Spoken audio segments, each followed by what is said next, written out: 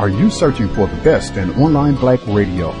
Then go to blacktalkradionetwork.com, helping you filter through the noise. Real talk, black talk.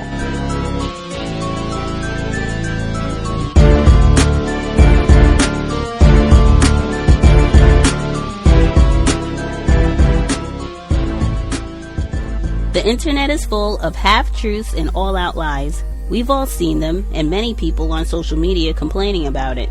Here's your chance to show and prove. WorldAfropedia.com is a black-owned and operated encyclopedia. There are several thousand articles, but we need help.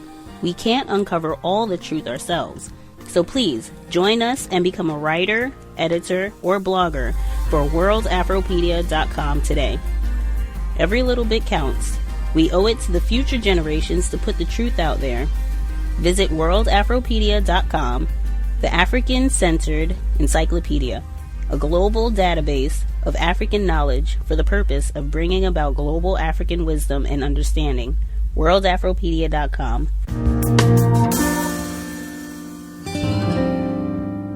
And now you have written your first book, Breakthrough. And we are taping this show the day after the inauguration of Barack Obama, and you spent the afternoon while some of us were in a nice warm studio. You were out there actually doing reporting. Yeah.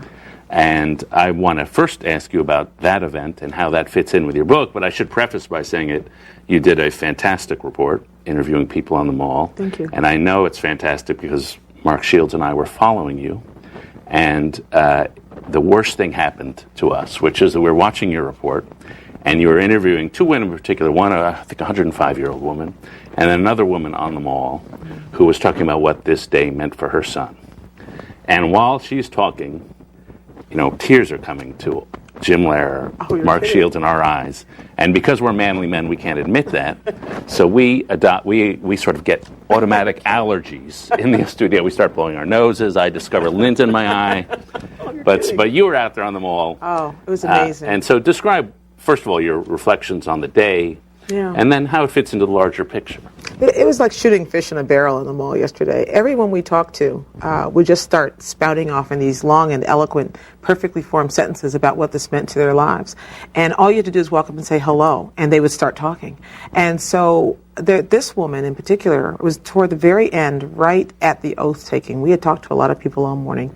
And my cameraman turned around from one direction, I turned around from the other, and we both saw this woman fall to her knees on the mall and start crying. And needless to say, cameraman started shooting her. And then afterward, we ran after her and chased her and said, can we talk to you about this? Now, this is one of the beautiful things about people who follow politics. These are PBS viewers. So they immediately see you and say, oh, and start to tell you these things. And when she was kind of funny, because when I first asked her, why are you crying? She said, well, first, I've been crying all day. First, because it was so cold. And then she said, you're going to get me in trouble here. And she started crying again. And it was impossible not to talk to someone like that who said, I have a son, and you see, I'm going to get verklempt thinking about it. I have a son, and now he knows that he doesn't have to be a rapper. He doesn't have to be an athlete. He can be whatever he wants. The roof is off. The sky is open. He can do whatever he wants. No excuses. It's a theme which I've been hearing all inauguration, in the run-up to the inauguration, especially from African Americans, saying, we don't have excuses anymore. Sure, we were denied things. Sure, we had to fight for things. But here is a man who, and it's exactly the message he's sending, he's saying to you, government ought to help, and I think government ought to help you, but you ought to give back too. This is something which not only do African Americans embrace, but it turns out all Americans embrace. If there's been tension between the races over the years, it's had to do with the fact that someone thought an unfair demand was being made of them. How dare you make me feel guilty for the sins of my ancestors? Or why should I give you an affirmative action advantage when my child doesn't get it? There's always been this tension.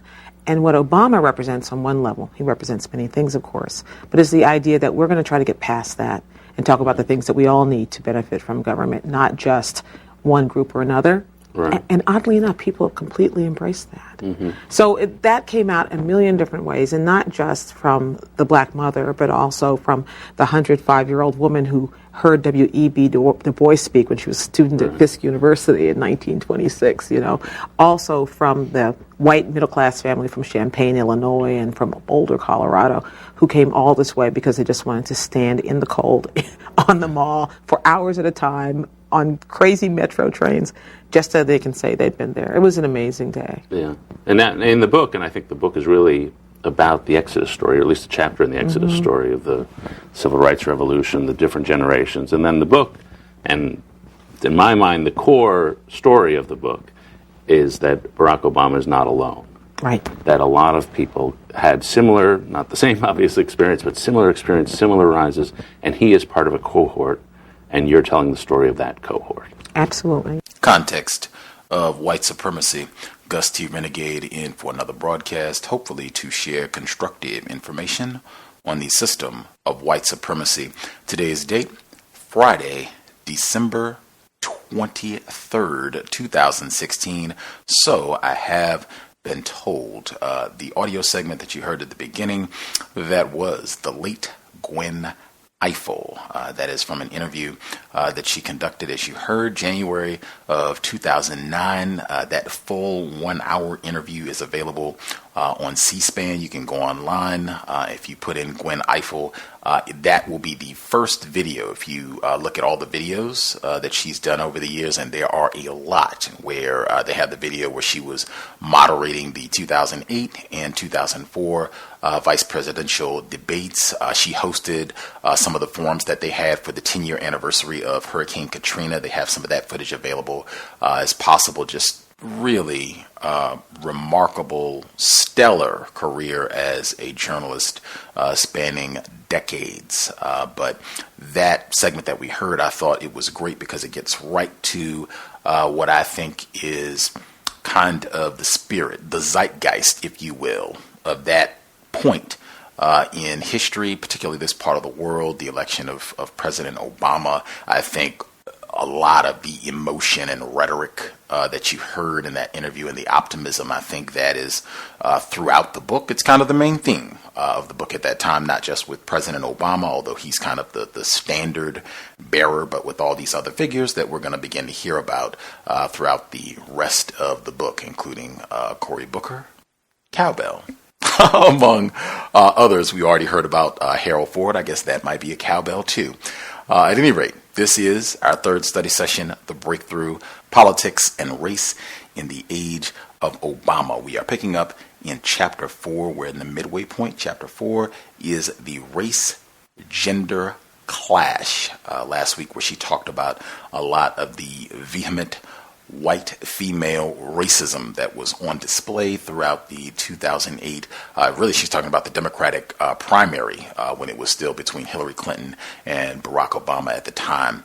Without further ado, we will get started. Take good notes, and we will be looking forward to a constructive exchange. Context of White Supremacy, Gwen Ifill, The Breakthrough, Politics and Race in the Age of Obama, audio segment number 1. Perhaps Obama's rhetorical 10-foot pole kept him safely out of the middle of the race-gender debate that particular day, but it raged all around him. Only in the voting booth does the public get to exercise any latent bias they harbor in complete privacy and with complete impunity. That makes the stakes especially high. Shirley Chisholm, the first black woman to run for president, always maintained gender was the higher hurdle. In a speech she delivered in 1970, she sketched out her dilemma. The harshest discrimination I have encountered in the political arena is anti-feminism, both from males and brainwashed Uncle Tom females, she said at a conference on women's employment in Washington. When I first announced I was running for Congress, both males and females advised me, as they had when I ran for the New York State Legislature, to go back to teaching, a women's vocation, and leave the politics to the men. Certainly for African American women, the ceiling has been especially high. There are 11 African American women in the U.S. House of Representatives, none in the U.S. Senate, and only one serving in a statewide office, Connecticut Treasurer Denise Napier. Carol Moseley Braun, in fact, is the only black woman ever to have served in the Senate. The numbers are better in the nation's state legislatures, where in 2008, African-American women occupied 237 of the 1,748 seats held nationwide. But the number of black women holding statewide elective office is on the decline, and although none of the black women in Congress arrived prior to 1991, in the year Barack Obama ran for president, only 2 were younger than 45. The barriers to higher office are varied and complicated, but sometimes the simplest episodes illustrate the problem. When Moseley Braun ran for president in 2004, she frequently arrived on stage at candidates' debates wearing her trademark tailored skirt suits, only to discover she was expected to climb onto high stools and perch there throughout, her knees clamped awkwardly together, while her male competitors sprawled comfortably. Gender, she later told former Vermont Governor Madeline Kunin, is more intractable than race. No wonder Hillary Clinton has spent her entire political career in slacks. She even poked fun at herself on this point when she was being urged to quit the race in 2008. "It's not over until the lady in the pantsuit sings," she said, while clad in, yes, a butter yellow pantsuit.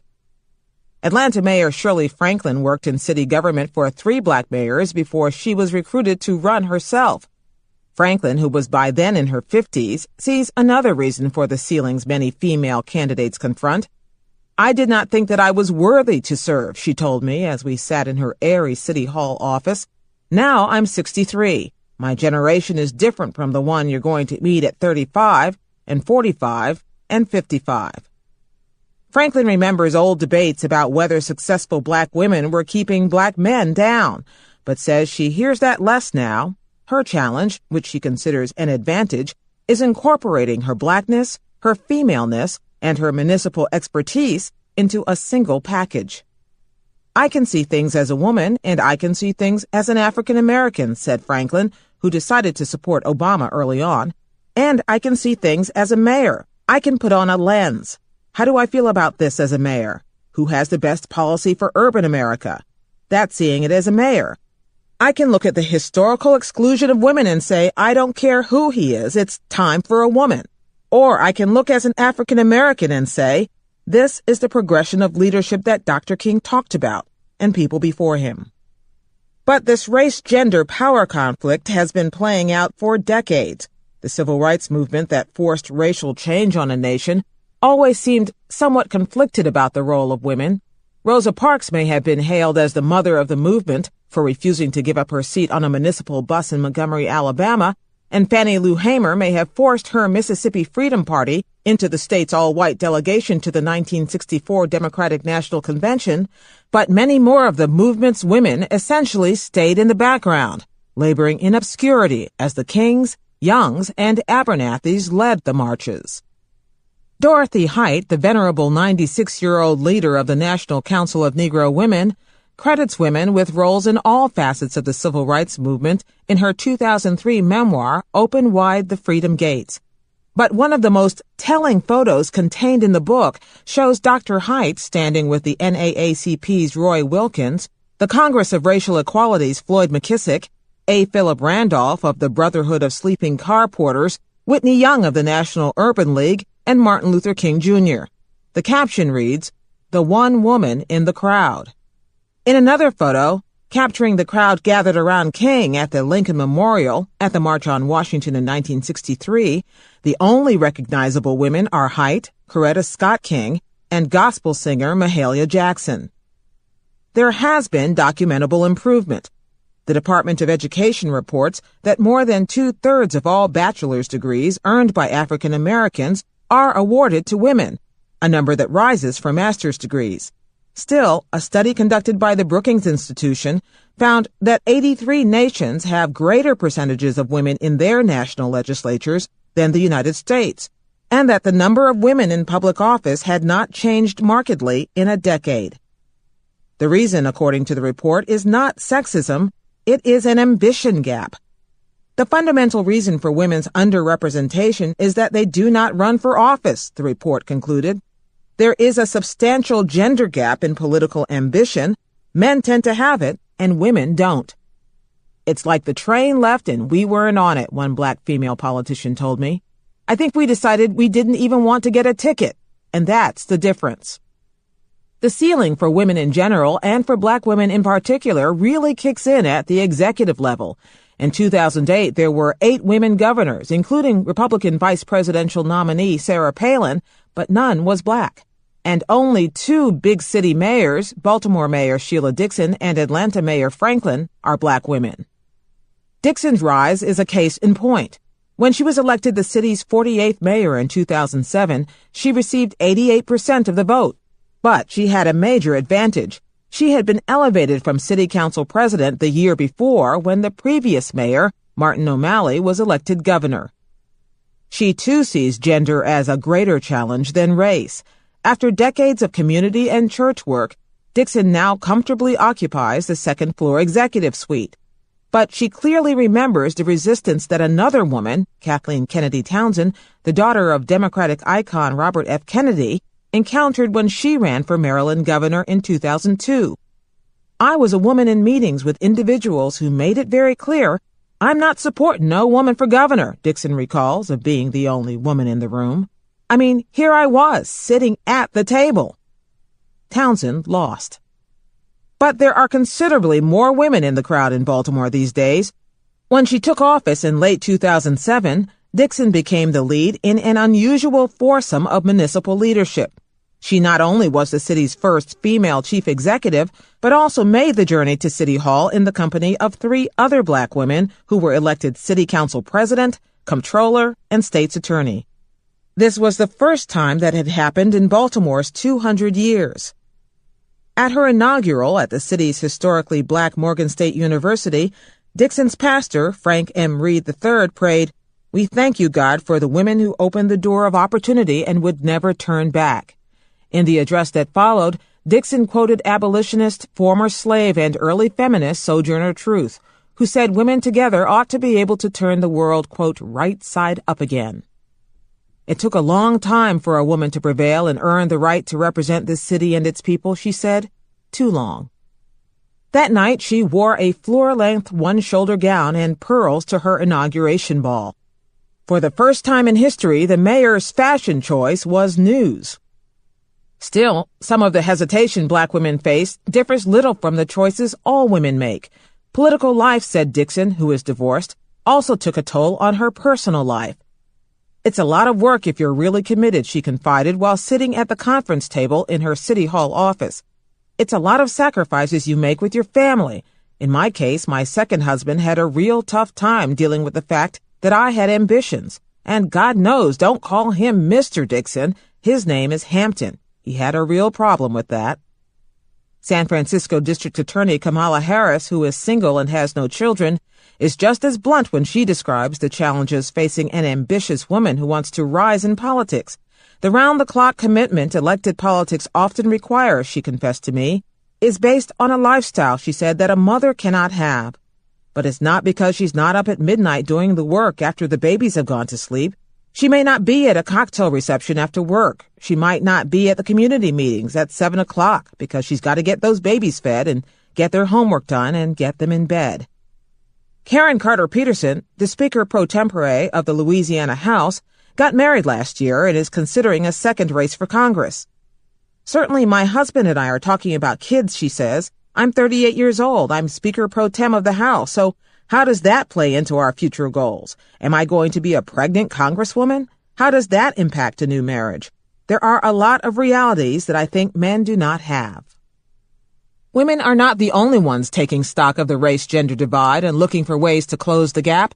Florida Democrat Kendrick Meek, one of a group of African-American members of Congress who endorsed Hillary Clinton in spite of pressure to hop aboard the Obama bandwagon, said his decision was heavily influenced by the experiences of the woman whose seat he inherited, Carrie Meek, who served in Congress from 1993 to 2003. "I look at my own mother," he said, "who should have been a U.S. Senator, in my opinion, or should have been governor of the state of Florida, because that's what her qualifications were, thinking-wise. She carried that wisdom. But she couldn't do it because of the limitations of people saying, 'You know, Carrie, you have to wait,' or 'We're not quite ready for that kind of thing.'" but Clinton's near-miss presidential campaign did end up putting the possibility of a female president tantalizingly within reach. Obama's campaign sealed the deal on race. What about black women, though? The reality is, no one seriously thinks that if you're a white female who has qualifications and can raise money, that there is any impediment for you running for governor or senator, Representative Artur Davis told me.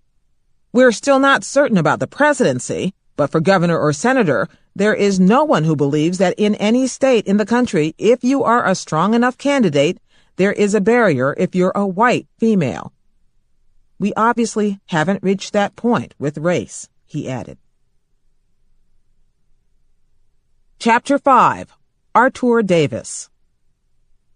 We don't have any illusions about race. We absolutely know for a group of voters that race will be an inaccessible fact.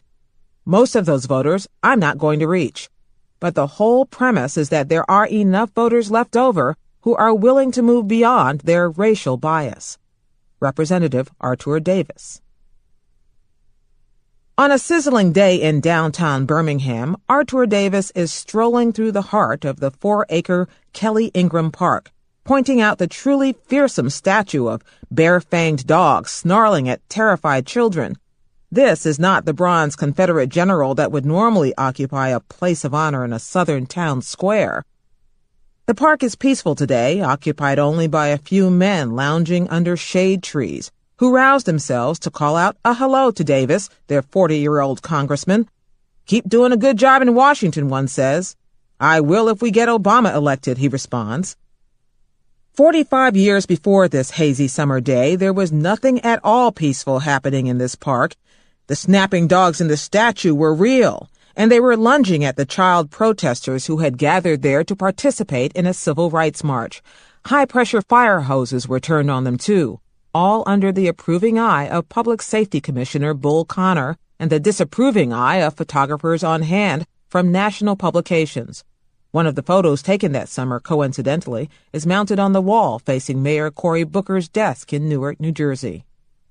Davis and I returned here to talk about struggle and ambition. Across the street from the park stands the 16th Street Baptist Church, where 4 young girls were killed when attackers placed a bomb just outside the building 4 months after the hoses were used in the park. On another corner, the Birmingham Civil Rights Institute preserves much of that history in exhibits that include original drinking fountains labeled white and colored. I wasn't even born yet, Davis mused aloud, but the history means too much to me not to absorb it. Davis, a 1986 graduate of Birmingham's Jefferson Davis High School, now wants to make history again. This time he has his eye on the governor's office in Montgomery, once occupied by George Wallace, who used it to launch his cry of segregation forever. Talk about the audacity of hope. "Something is happening here in our lifetimes," Davis said to a group of visiting Virginia schoolteachers he encountered at the Birmingham Civil Rights Institute on the day we visited. "It's what happened in Doug Wilder's lifetime. When you see history begin to move and bend in real time, you have to be moved by that." Artur Davis, pronounced that way, as his mother, a French teacher, intended, was born in Montgomery in 1967, well after the worst racial strife in his native city had played itself out. Bus boycotts and church bombings were by then hallmarks of the nation's ugly past, but the echoes of segregation still lived on, even in Davis's own story. He lived with his divorced mother and grandmother in a house near the railroad tracks. His father had left the family when Artur was 2 years old. The two men talk occasionally now, but Davis credits his ambition to the women who raised him. It was his mother who introduced him to the possibility of a government career in 1977 on an Easter weekend visit to the state archives in Montgomery. By the time he graduated from high school, Davis wanted to expand his horizons and leave Alabama to go to college. He chose Harvard, where he earned undergraduate and law degrees with honors. It would not be far off the mark to read his biography after that as a carefully plotted political career map. Davis interned for Alabama Senator Howell Heflin, clerked for U.S. District Court Judge Myron Thompson, and worked for the Southern Poverty Law Center before moving on to become an assistant U.S. attorney for 4 years. After a stint in private practice, the young man turned his eyes to elective politics, and he never looked back. Just over 20 years later, after 2 tries, he was elected to Congress by defeating an entrenched black incumbent. It was very much a leap of faith, Davis says now, very much a long shot. Davis was something of a student of political breakthroughs. While he was at Harvard in the 1980s, he watched carefully as Atlanta's Andrew Young, Virginia's Wilder, and New York's David Dinkins all claimed big offices for the first time. 18 years ago, he told me, the common theme appeared to be that strong black candidates were showing an ability to raise money and ability to trump race in their particular contest. It seemed reasonable to think that other strong candidates would come along who would demonstrate the same capacity. For whatever reason, that didn't happen. Some of the breakthrough candidates, such as Illinois Senator Carol Moseley Braun, won election and then struggled in office. Others, including North Carolina Senate nominee Harvey Gantt and gubernatorial nominee Ron Kirk in Texas, reached for the brass ring and fell short.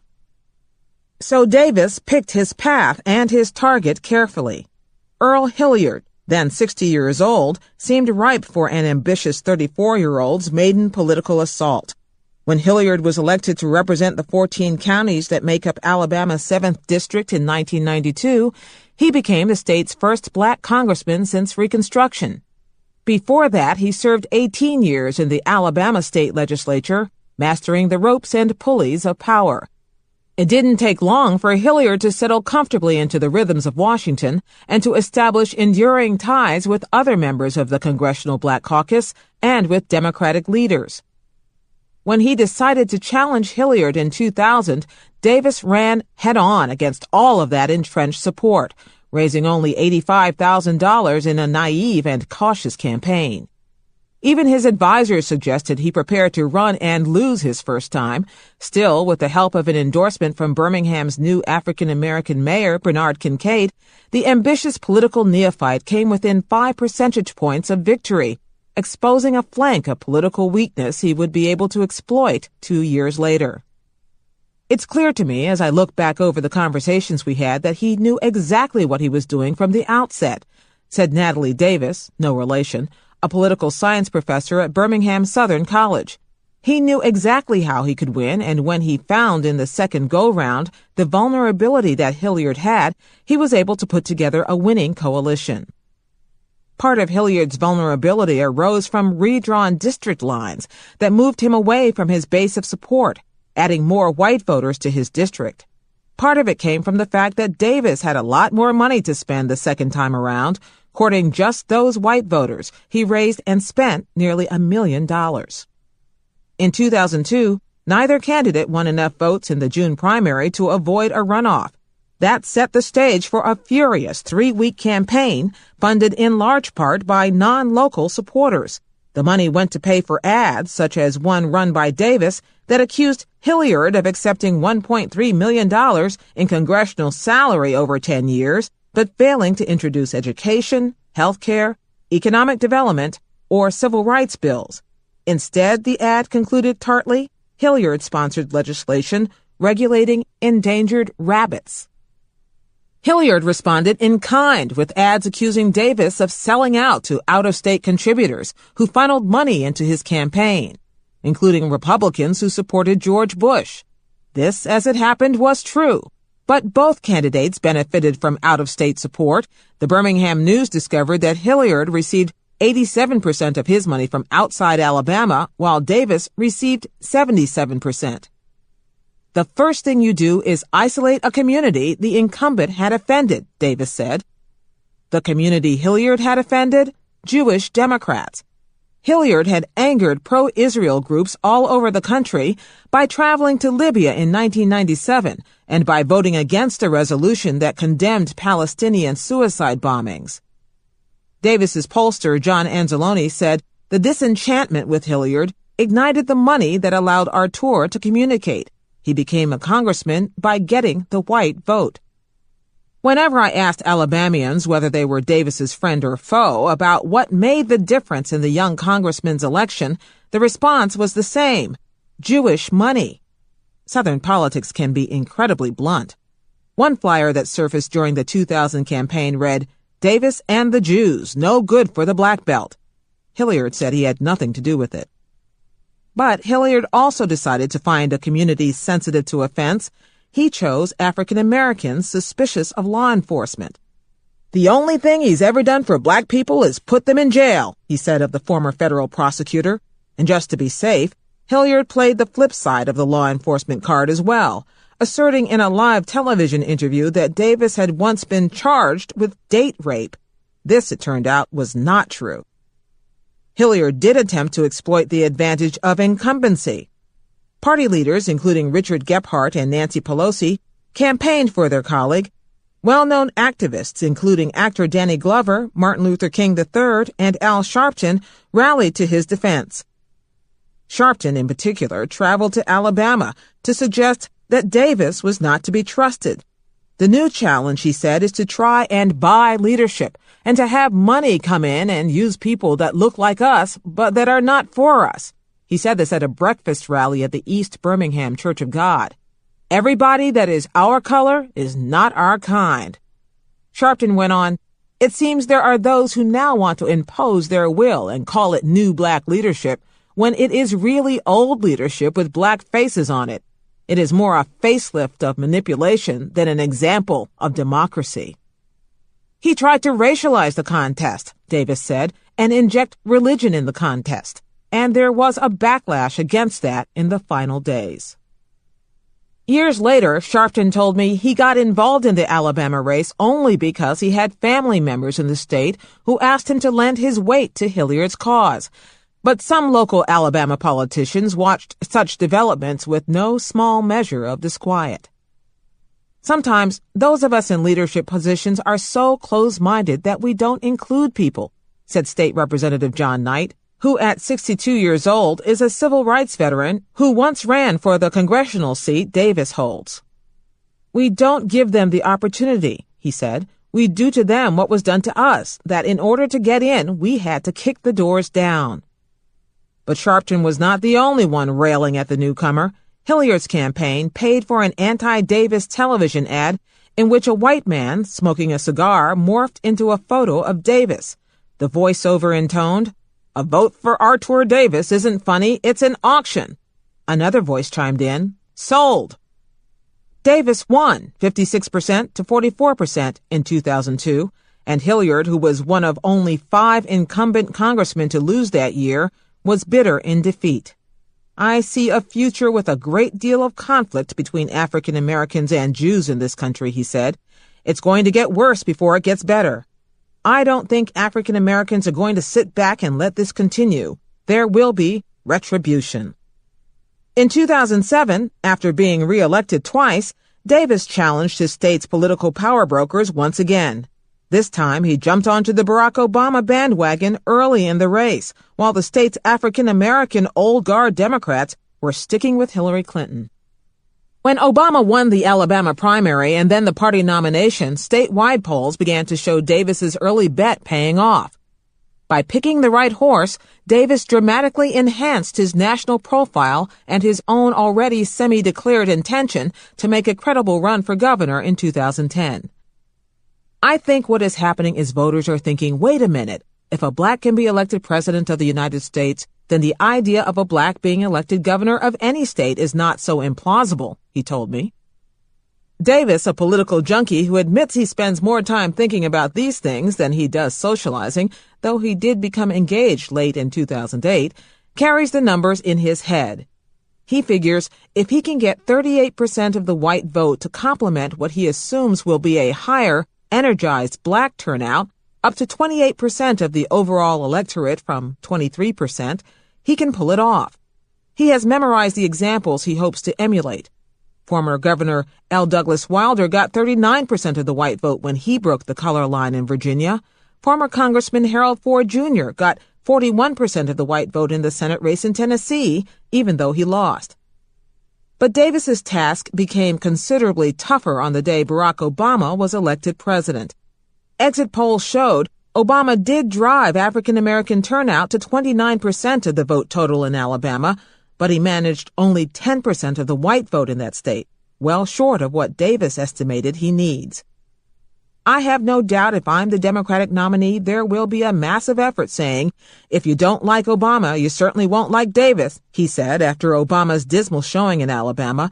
But my sense is in a statewide race, you have the opportunity to move around in a 2-year period and introduce yourself to voters and tell them who you are and what you're about. Obama was a big part of Davis's formula all along. The two first met at Harvard Law School, when the future Illinois senator, then in his 3rd year, gave an orientation talk to Davis's first-year class. I firmly believed he was either going to be a Supreme Court justice or a political figure, Davis said years later. The two remained friendly as they pursued separate but similar tracks through private practice, civil rights work, and politics. In 2002, they encountered each other again at a Washington party thrown during the Congressional Black Caucus legislative weekend by Harold Ford Jr., then still a member of Congress from Tennessee. Davis and Obama had just waged campaigns against black incumbents, Davis successfully against Hilliard, and Obama unsuccessfully against Representative Bobby Rush. They were not the most popular people in the room. Barack had run against another CBC member, and we were damaged goods to most of the people in that room, Davis remembers. We ended up standing in the corner, talking about politics. I have a vivid memory of people looking at us and one person pointing to us. I think they were probably thinking, there are the two losers over there. By the time Obama, now a U.S. Senator, was poised for his national run, Davis was right there with him as the first lawmaker outside Obama's home state to endorse him. His profile continued to rise when he started appearing as a surrogate on Obama's behalf, taking on the role of the guy who would say things the candidate couldn't. On one such occasion, he appeared on the ABC Sunday news program This Week with George Stephanopoulos with 3 other elected officials. When another black lawmaker, Representative Sheila Jackson Lee of Texas, said Hillary Clinton was working hard to win over African-American voters, Davis had his riposte ready. I have enormous respect for Bill Clinton and Hillary Clinton. They've been pioneers of the American South on race, he began in grandiose fashion. Sounds like a butt is coming, Stephanopoulos interrupted, grinning. Indeed there was. They have frankly chipped away, and they've eroded their own legacy, Davis said, because this constant talk that says that, well, Senator Obama is not electable. Let's call a spade a spade. Stephanopoulos may not have flinched at the use of the term spade, at least not visibly, but as I watched the exchange on television, I certainly did. Months later, Davis likened Bill Clinton's behavior during the South Carolina primary to, quote, a verbal pat on the head. As Davis progressed on the national stage, he made like-minded friends along the way, including Newark Mayor Cory Booker, who had also run against an entrenched incumbent. Booker agreed to help raise money for the aspiring Alabama congressman. Davis was lucky to end up on the winning side of the argument in 2008. Well before Obama's campaign caught fire, he predicted to me that the time would be right. It is my belief that what has quietly happened in American political life is that white voters have gotten accustomed to seeing blacks in authority positions, he said confidently as he sat behind the immaculate desk in his congressional office in the summer of 2007. Colin Powell, Condoleezza Rice, and now Barack Obama. So it is no longer a radical event for a white American to contemplate seeing a black person in a serious role. He is counting on the same enlightenment to kick in by 2010 in Alabama. On the night Barack Obama trounced Hillary Clinton in the Alabama primary, Davis was ecstatic. If we can do this, we can do anything we want in the state of Alabama, he crowed at the victory rally. There was reason to be optimistic that primary night. In choosing Obama over Clinton, 56% to 42%, Alabama Democrats decided to follow Davis's lead, spurning the old guard. They got it wrong, Davis said of the mainline Democrats who endorsed Clinton. They misjudged the black community and they misjudged the white community.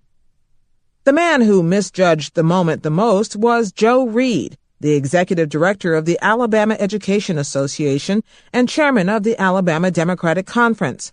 Those mild-mannered titles, however, do nothing to capture the power Reed has wielded for decades in Alabama politics. A natty dresser, smooth talker, and consummate master of the inside game, Reed was, for all intents and purposes, the dean of Alabama's black political old guard. This meant most black incumbents owed him their careers, and he was the man to see for any national politician seeking a foothold in Alabama. For Davis to gain his heart's desire to be elected Alabama's governor in 2010, he had to defang Reed, a notion that flew in the face of the way things had been done for decades in Alabama. Reed was the de facto gatekeeper to the black vote for white politicians as well as black ones, and few who challenged him survived to tell the tale. But Davis did. You're not going to have a plebiscite on whether the state is ready, willing, and able to elect a black governor or senator, Davis told me. The election will be about whether you are a stronger candidate or a better candidate than John Jones or Pete Smith. So, instead of running the racial gauntlet, Davis, like Obama, decided to mount his appeal on the bet that he could win votes from whites as well as blacks, the only possible way he could win statewide.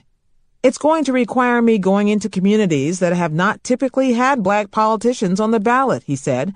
It's going to require me going into places all around the state and saying, look, I'm not that different from you. That's a tall order in a state such as Alabama, where many voters, white and black, are less than a generation away from a time when segregation was legal and voting restricted. The only African Americans ever elected statewide were a pair of state Supreme Court justices. That may be in part because there are so few black Republicans in what has been a reliably red state. The 2008 Obama-Clinton primary race turned out to be a rematch and a foreshadowing, with Davis on one side and the black establishment on the other. The first time that I publicly said anything about running, people's reaction was, well, that would be a nice thing to do one day, he told me. It was always someday, one day. But the code word was definitely not now. Few challenged the claim that Reed and his powerful Alabama Democratic Conference helped place black elected officials in every chamber of state government. Keep in mind, I was born in 1938 when segregation was legal, Reed told me when we met at a Birmingham restaurant. Some of us are warriors, real warriors, because we had to fight every step of the way to get where we are. Reed is not sure that a generation of politicians born 30 years after he was understands that. But the handwriting has been on the wall for the 70-year-old Reed for some time. Former Birmingham Mayor Richard Arrington split from Reed's Alabama Democratic Conference to form the New South Coalition, which supported Obama. Davis won without Reed's support twice, and then in the spring of 2008, Alabama State University's Board of Trustees, on which Reed served, stripped his name off the campus's 7,400-seat basketball arena. The dispute was not about politics. Reed had sued the board over a personnel matter, but the action served as a symbol of Reed's declining influence. Joe and I, we're old men, said Montgomery State Representative Alvin Holmes, who has known Reed since they were ASU undergraduates. The new generation? Hell, they only know that Martin Luther King made the I Have a Dream speech, and they get a day off for his birthday. They don't know who Ralph Abernathy was, who Fred Shuttlesworth is, who Thurgood Marshall was, let alone who Joe Reed is. By the time the general election rolled around, Holmes had changed his tune. In a pre-election radio ad, he exhorted black voters to go to the polls. For the first time in the history of the United States, we have an opportunity to elect a black president, he fairly shouted as Ray Charles's rendition of America the Beautiful played in the background. So on November the 4th, go to the polls by the thousands. Holmes seemed aware that the old bulls were losing their grip. In his Birmingham News interview, Holmes added, I think sometimes Joe has a hard time with not being the black leader. Reed insists this is not true. Although he takes pride in his role as an old-style wheeler-dealer, he arrived for our summertime interview in a straw fedora and seersucker suit, he claims to be unbothered by the rise of a class of politicians who pay him little mind, if any. Although he supported Hillary Clinton out of loyalty, he said he had no real problem with Obama. I'm going to do everything I can to help Barack Obama, he told me during the summer, and if they don't want me to, that's okay too. His power, he insisted, has not waned. Nobody in his right mind is going to try to run for governor of Alabama as a Democrat without coming to the Democratic organization, Reed boasted. They're just not going to do it. No way. If they want to do it, it's at their own risk. Reed says he would support Davis, but he made clear in our interview that he is open to other offers. They don't even want to wait in line, he complained of ambitious newcomers such as Davis. Their whole thing is, it's mine, and if it's out there, I've got a chance to go after it, and I want it. And if you're old, you ought to get back and let me have it. And if you don't get back, I'll challenge you for it. But Obama ignored Reed's organization and won 85% of the black primary vote. Davis, anxious to make a clean break with the old guard, says he plans to follow suit. Honestly, he told me bluntly, if I was seen as being the ADC candidate, I would not be electable. If I was seen as being the candidate of the black political leadership, I wouldn't be electable. We're not going to spend an inordinate amount of time trying to get endorsements from those groups because it would be counterproductive. But Davis insists he sees promising signs all around him. When Democratic candidates shocked the Republican Party by winning special elections in Louisiana and Mississippi in 2008, Davis was ecstatic. The Republican hold is eroding in the South, he exulted. But just to make sure, Davis was a more conservative Democrat in Washington than his friend Obama was, with a 60% liberal and 40% conservative voting record. Obama was rated 84% liberal, 11% conservative. In a summertime poll Davis's pollsters happily released to the press, the campaign declared that the Obama phenomenon has dramatically changed the way Alabamians view the viability of African-American candidates at the national and state level, with 25% more of those polls saying the state is ready for an African-American governor than had thought so only 6 months before. Davis represents the swath of Cotton State's prairie known as the Black Belt, the fertile, mostly rural farmland stretching from Virginia to Texas that is home to 40% of the nation's black population. It's an area rich in real and fictional connections to America's long conflicts over race. Davis has called it hallowed ground. The small town of Monroeville, Alabama, was home to novelist Harper Lee, who wrote the coming-of-age classic To Kill a Mockingbird. And Selma and its Edmund Pettus Bridge was the site of one of the civil rights movement's historic standoffs, 1965's Bloody Sunday, when hundreds of protesters were clubbed and gassed by local police determined to deny them the right to vote. Well aware of recent history as well as the potential for the future, Davis has invested much of his political capital in convincing outsiders that Alabama is winnable for a Democrat. His political future depends on whether he can persuade fellow Alabamians, only 26% of whom are black, of that fact as well. But then, taking on the black political establishment has already become a defining feature of Davis's political career. At the time Davis defeated the 5-term incumbent Hilliard, most black lawmakers were elected from districts where lines were carefully drawn to enhance their chances of victory thanks to a consent decree dictated by the 1965 Voting Rights Act. The Alabama 7th Congressional District, 62% black, was no exception. But Davis created a new blueprint, one that Obama was to mimic on a national scale 6 years later. We were able to reach out to rural whites, rural blacks, suburban whites, and really put together a biracial coalition. He said shortly after his election, I have a very strong commitment to expanding opportunities for excluded people, whether they are black or white, whether they live in urban areas or rural areas. Does that make me a new leader? It did, and it does. In Washington, Davis set out making a name for himself. In the fall of 2007, he stepped up to the plate at a House Judiciary Committee hearing to grill Justice Department Voting Rights Chief John Tanner. Tanner, a Bush appointee, had been called before the committee to explain to unhappy Democrats how he had come to make a controversial, if not astounding, declaration at a national Latino group's meeting in Los Angeles. Tanner, captured on tape that eventually made its way to YouTube, was trying to explain why he believed voter identification laws would not disenfranchise minority voters in the long term because they would not live long enough to suffer the indignity of being denied the right to vote. Our society is such that minorities don't become elderly the way white people do, he told the audience at a panel discussion. They die first. There are inequities in health care. There are a variety of inequities in this country, and so anything that disproportionately impacts the elderly has the opposite impact on minorities. Just the math. Davis, reaching back to his roots as a federal prosecutor, decided to take issue with Tanner's math in a brutal cross-examination that left Tanner stammering. "Is that accurate?" Davis asked, glaring straight at Tanner. "It was a very clumsy statement," the unfortunate Tanner replied, looking clammy underneath the lights and C-SPAN cameras. Then Davis really bored in.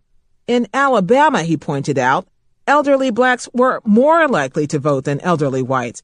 In fact, he continued pointedly, elderly black people, like most older voters, became more engaged, not less, as they aged. The very idea that they would die before they became disenfranchised was flabbergasting.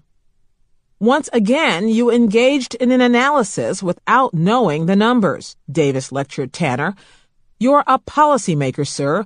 You are charged with enforcing the voting rights laws in the country.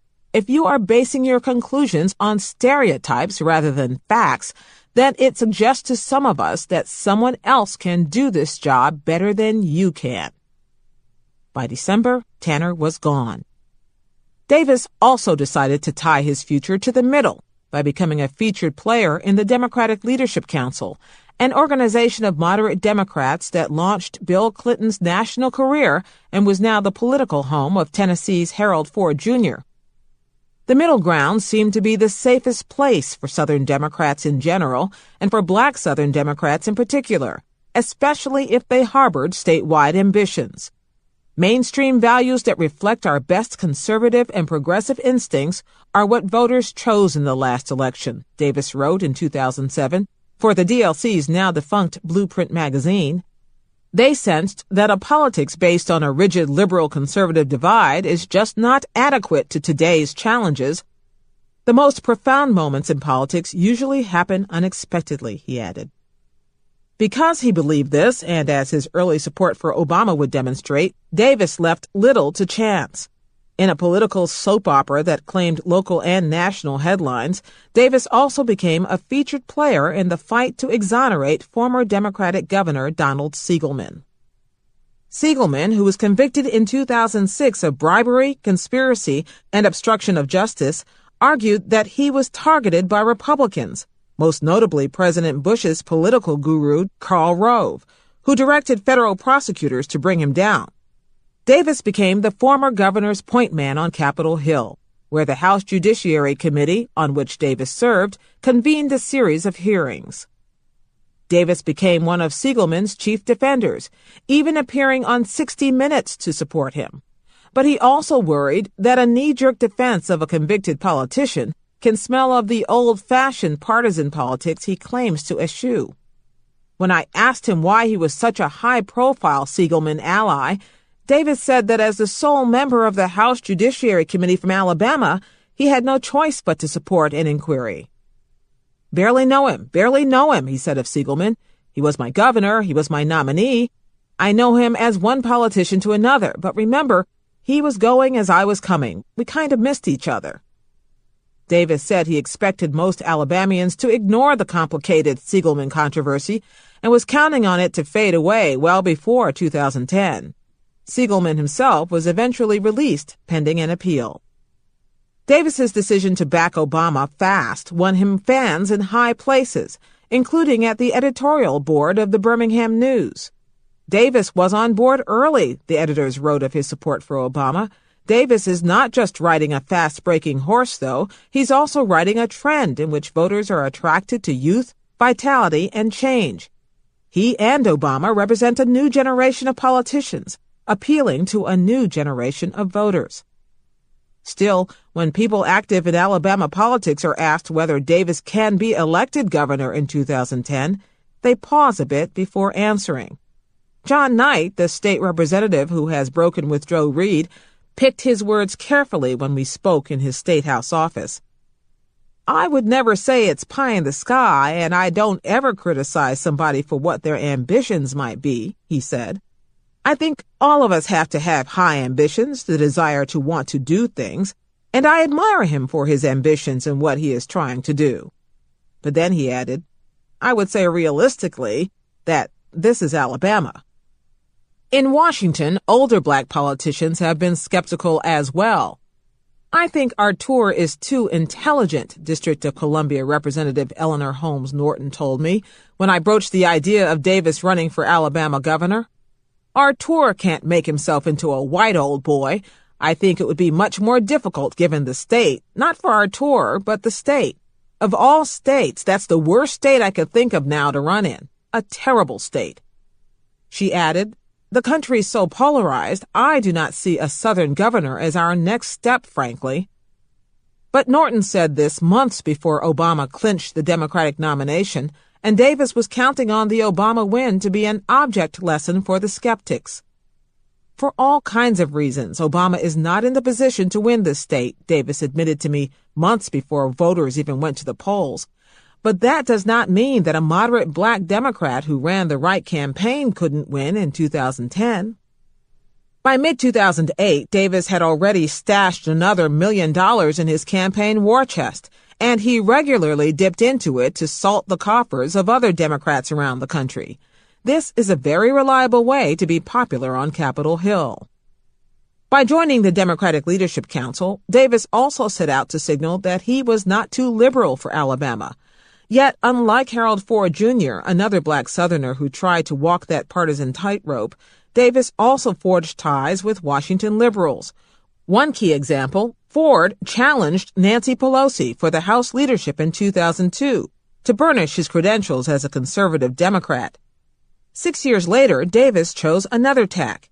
He invited Pelosi to Birmingham to speak at the Alabama Democrats' 2008 Jefferson-Jackson Day dinner.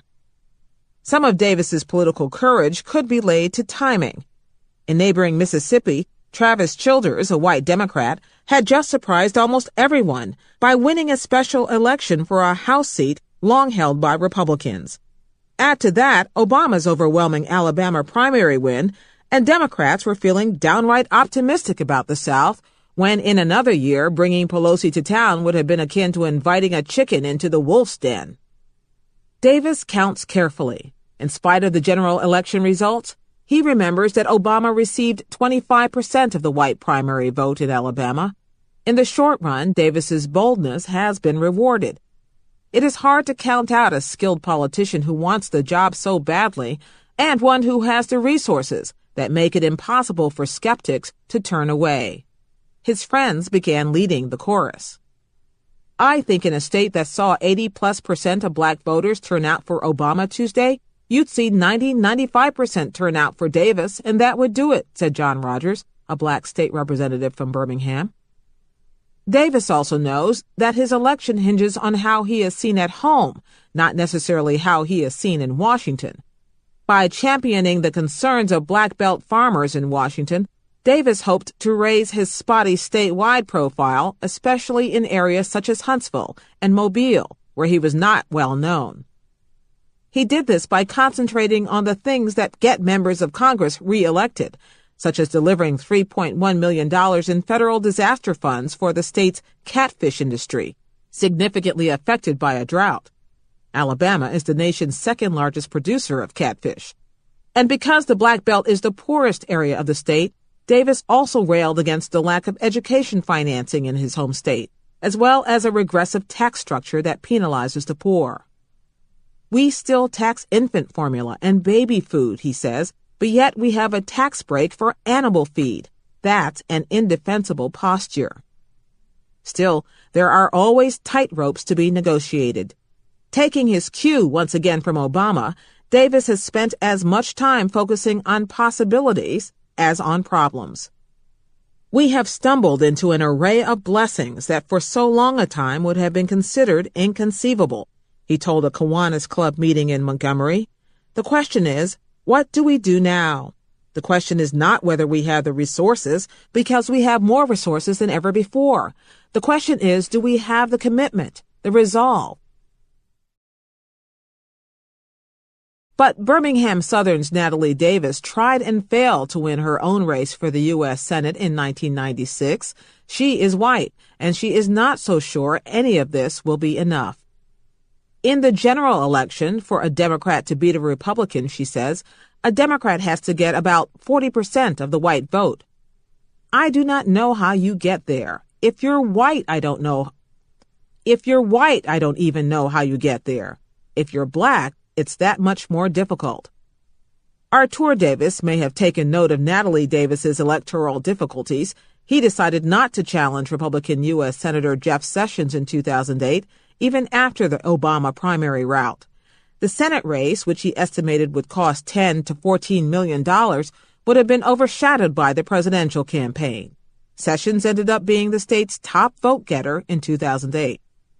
Still, Davis estimated that only 25% of the voting public would cast ballots for or against him because of his race.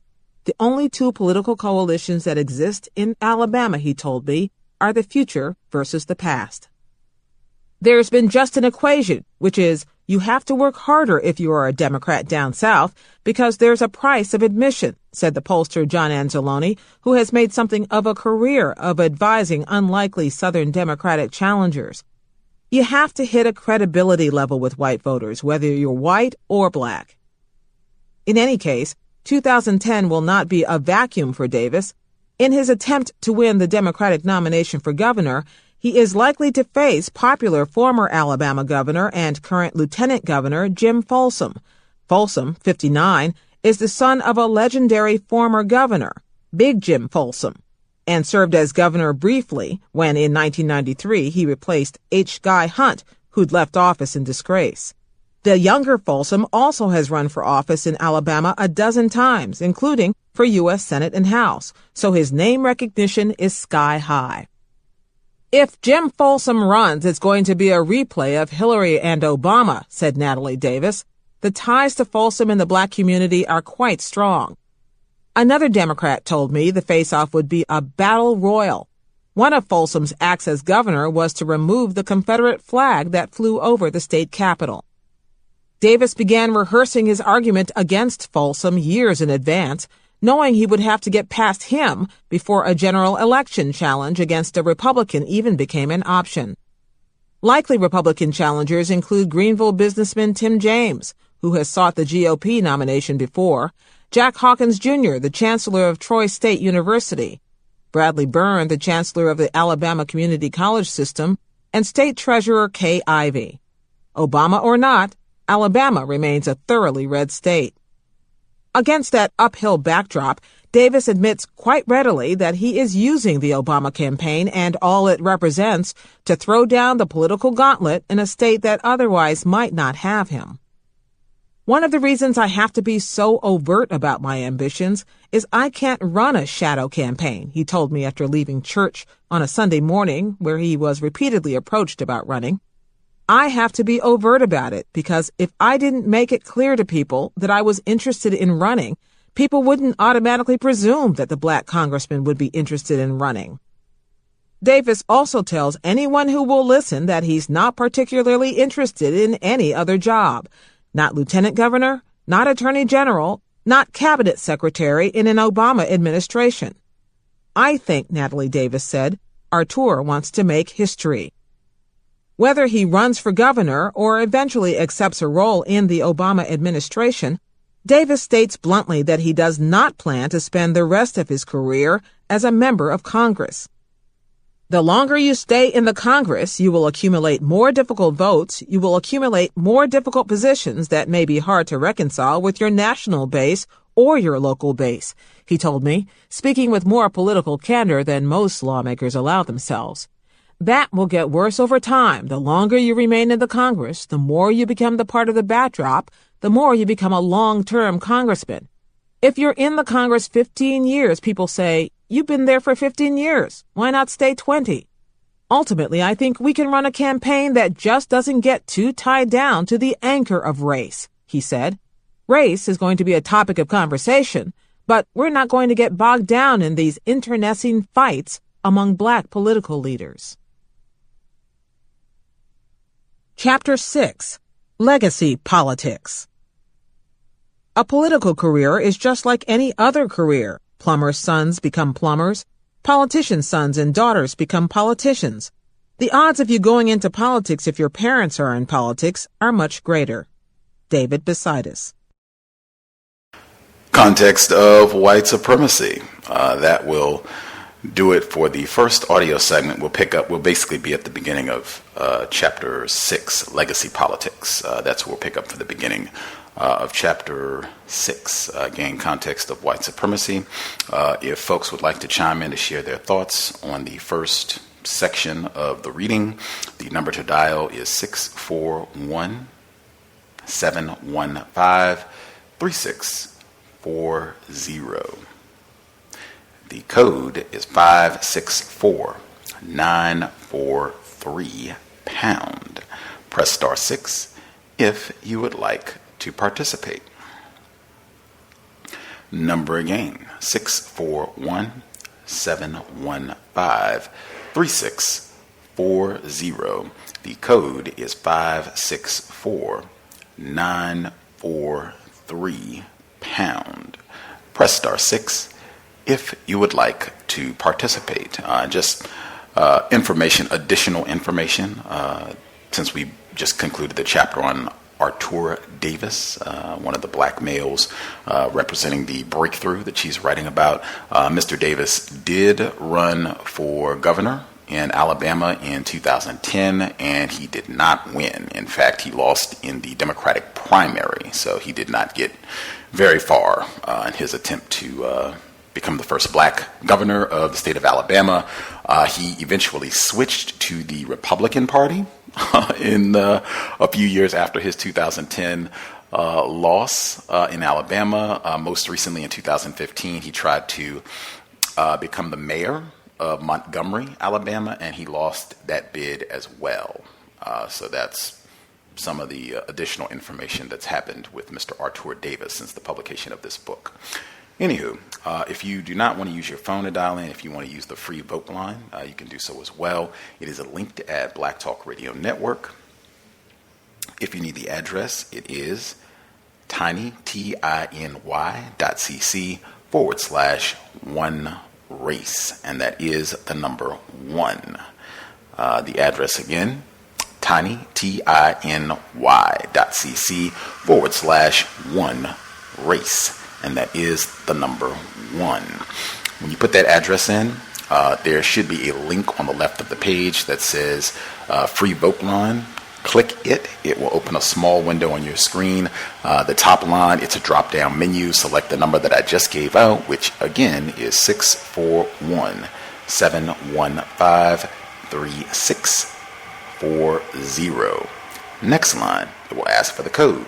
That code again is 564-943.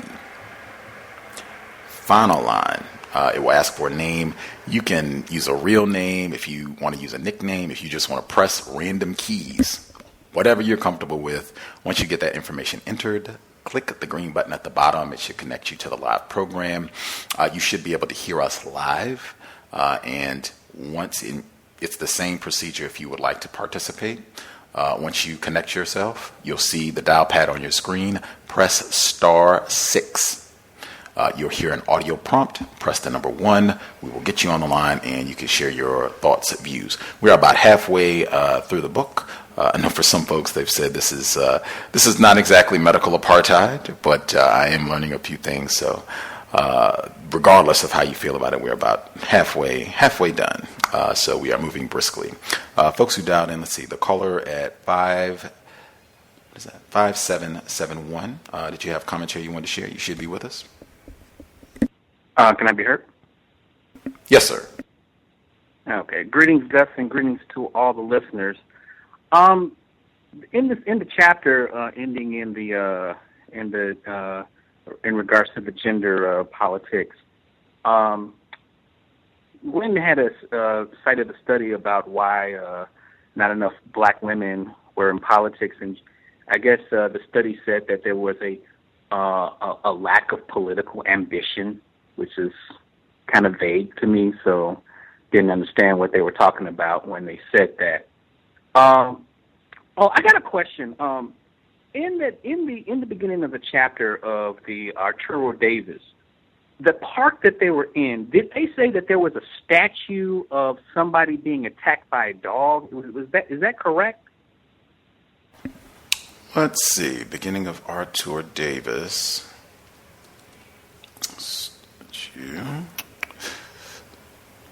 Okay, so we have on a sizzling day in downtown Birmingham, Arturo Davis is strolling through the heart of the 4-acre Kelly Ingram Park. I think it's the statues of when the black people were being attacked in Birmingham in the 1960s. They have statues of, that's what it is. It was not the statue was being attacked. It's a statue showing when black people were being attacked by the dogs. They have this. Yeah. Okay.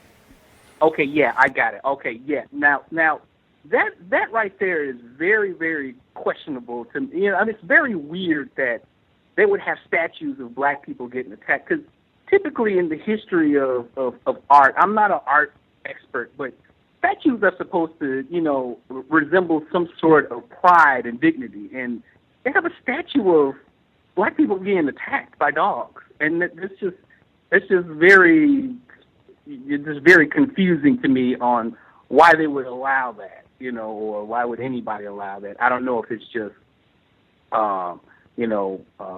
white people's love of, seeing black people being attacked, but, who knows.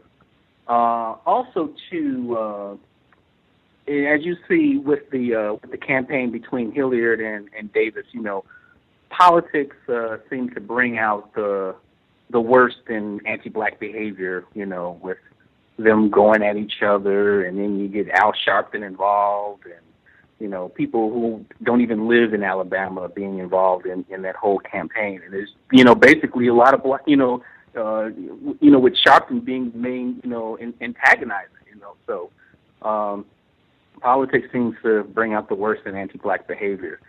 I'm a little disappointed with, in the chapter gender, she didn't mention anything with Cynthia McKinney. So kind of seeing if, she mentions her somewhere in the book afterwards. So was a little disappointed in her not being mentioned in that chapter. And also, too, I vividly remember the Barack Obama being trounced by Bobby Rush in the late 90s in regards to the congressman race, because Barack Obama was a relative unknown at that time, and a lot of people still figuring out how did he become president when he couldn't even beat Bobby Rush in a representative race. So that was a interesting flashback there. And that's all I have, and I'll mute my line. Appreciate that. If other folks have commentary they would like to share, feel free. Please do not wait till the last minute if you think you have commentary you would like to share. Some of the notes that I took in the chapter, I will say that throughout the week there's a lot of footage available of Gwen Ifill. She spent so much time broadcasting and just her career as a journalist. They have just lots and lots, hours and hours of archival footage if you want to check out. And a lot of her presentations dealt with racism, so you can check out some of her career and see other things that she had to say. I will say for some of the footage that I watched, specifically talking about this book, I've said she, obviously she covered Hurricane Katrina and a lot of other things dealing specifically with racism, but everything that I've been watching has been about this book. They have been challenging to view, listen to, because I just think a lot of the information is not accurate. And again, the timing, if I had read this book in 2009, I think it still would have been difficult, because my opinion about, President Obama hasn't really changed from the time that this book was written in 2009, January of 2009, to right now on the wake of the Trump presidency. That white people are in charge. Apparently they wanted him to be there for 2 terms for whatever purposes. And now we're moving on to Donald Trump. That's the way that I assess things. racist man, racist woman were in charge when he got there, and they're still in charge 8 years later. That's the assessment that I have. So it would have still been challenging for me to read this book in 2009 just because of all of the optimism, and we did it, and this interracial coalition got together, and I never thought that was the case. That was not my assessment then, and it seems to me even more laughable now that Trump, presumably you would have had a good chunk of these whites, they supported Trump this time around, not Obama. They've even interviewed some of the folks who made that switch. But particularly now, it's like, wow, extra tough to read this one. I mean, all I can say is we just stand by our work. If I had said Mitt Romney is going to win in 2012, I stand by my work. If I had said John McCain was going to win in 2008, I stand by my work. If you think President Obama is representing multiracial coalition and the end of race being a factor, or certainly not being as central a factor as it once was, we stand by that. And I think it's helpful because it's okay where we get to see what things were correct and what things were not. That's the way that I'm viewing this, even though it is mighty tough, but that's the way that I'm reading this. I will get in one more note, and then I'll get Lashes to get some of her commentary. I'll get in one more note that stood out to me from this week's section. Let's see. The beginning, I thought it was interesting, some of the commentary from Shirley Chisholm. They've been talking about her a little bit over the course of the election as well, where she said the harshest discrimination I have encountered in the political arena is anti-feminism, both from males and brainwashed Uncle Tom females. I thought that was, I've never heard Uncle Tom used in that manner to berate someone for being misogynist or sexist. She went on to say, Shirley Chisholm, when I first announced I was running for Congress, both males and females advised me, as they had when I ran for New York State Legislature, to go back to teaching a woman's vocation and leave the politics to men. And she presents a lot of different voices throughout the text, both white and non-white, who say the same line, that they had a tougher time with feminism, that's a significantly larger problem than racism. The only thing that I say is I come back to the statistic, and this is from last week in the text. This was something that I didn't touch on last week, but it's in the same chapter. And what she said was that for people who were having this debate about which was the bigger problem, she said, which really helped or hurt more, race or gender? In exit poll after exit poll during the primaries, voters who said race mattered voted against Obama, while voters who said gender mattered voted for Clinton. That, I think, is extremely telling for a myriad of reasons. And I just think that consistently there's a lot of confusion when we bring the gender aspect in. It really, the view that I've seen, one of the major things it does, it moves white women out of the category of being thought of as a racist white supremacist. They become victims of patriarchy. It just becomes, it's all white men doing this. I think that is totally inaccurate, and you eliminate about half of the racists. They're no longer racist now. They're victims. We're seeing white women as suffering some form of brutality on all of this, like Hillary Clinton. That's one. And I think, too, it grossly misrepresents what's happening, where we end up talking and speaking as though you have black males that are in some position of power, that they're the ones keeping Hillary Clinton down and making it so they can't get these positions, or they're the ones, black males have some sort of power to keep Shirley Chisholm from being able to run. And I just haven't seen that to be true, that black males are in a position to dominate and make decisions about what's going to happen for themselves or anybody else on this planet. And I compound that, I just go right back to the text with Gwen Ifill from this week. The quote that I just read, that was from last week, right at the end, but it's all the same chapter, the race-gender clash, where if I'm saying, sexism is the bigger problem, right, because they had a lot of people who said that in the text, where you come back and then you say that it's about, she had specific details. I'm just trying to flip forward through my highlights here. Where she has specific details about the numbers of black, there it is, There has been documented improvement. The Department of Education reports that more than 2/3 of all bachelor's degrees earned by African Americans are awarded to women, a number that rises for master's degrees. That's what I mean. People can say whatever they want. I could come on here and say whatever I want. I could say that Gus is just the most handsome, intelligent, dashing, courageous voice in the history of. I could come out and say that, but I mean, at the end of the day, like, you can say that, and then we go and we look at the evidence to see, is that true? Does the evidence support that? The evidence in your own text doesn't even support what has been said over and over and over. And I'm reminded of the conversations we had earlier this month about black male privilege, or I guess that was right at the end of November. I'm reminded of that. Dr. Curry responded, and he said, the stat or the information, the position that was taken that white women make less money than black males, that is false. He said that about as vehemently as possible, and then he supported with the evidence, the statistics from the U.S. Department of Labor, that white women make more money than both black males and black females on average.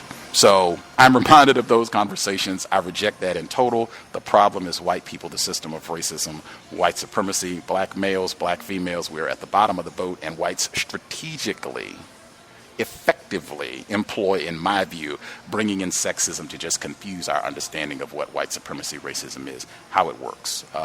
Lashy, did you have commentary you were going to add as well?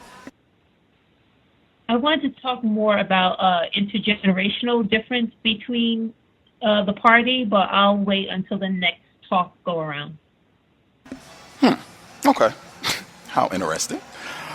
So, that was highlighted last study session as well, but I wanted to discuss that, so I'll hold off on the sexism part. Okay. That seems like it would have fit now, because that was a big part of what she talked about this week and last week, the generational. Okay, great.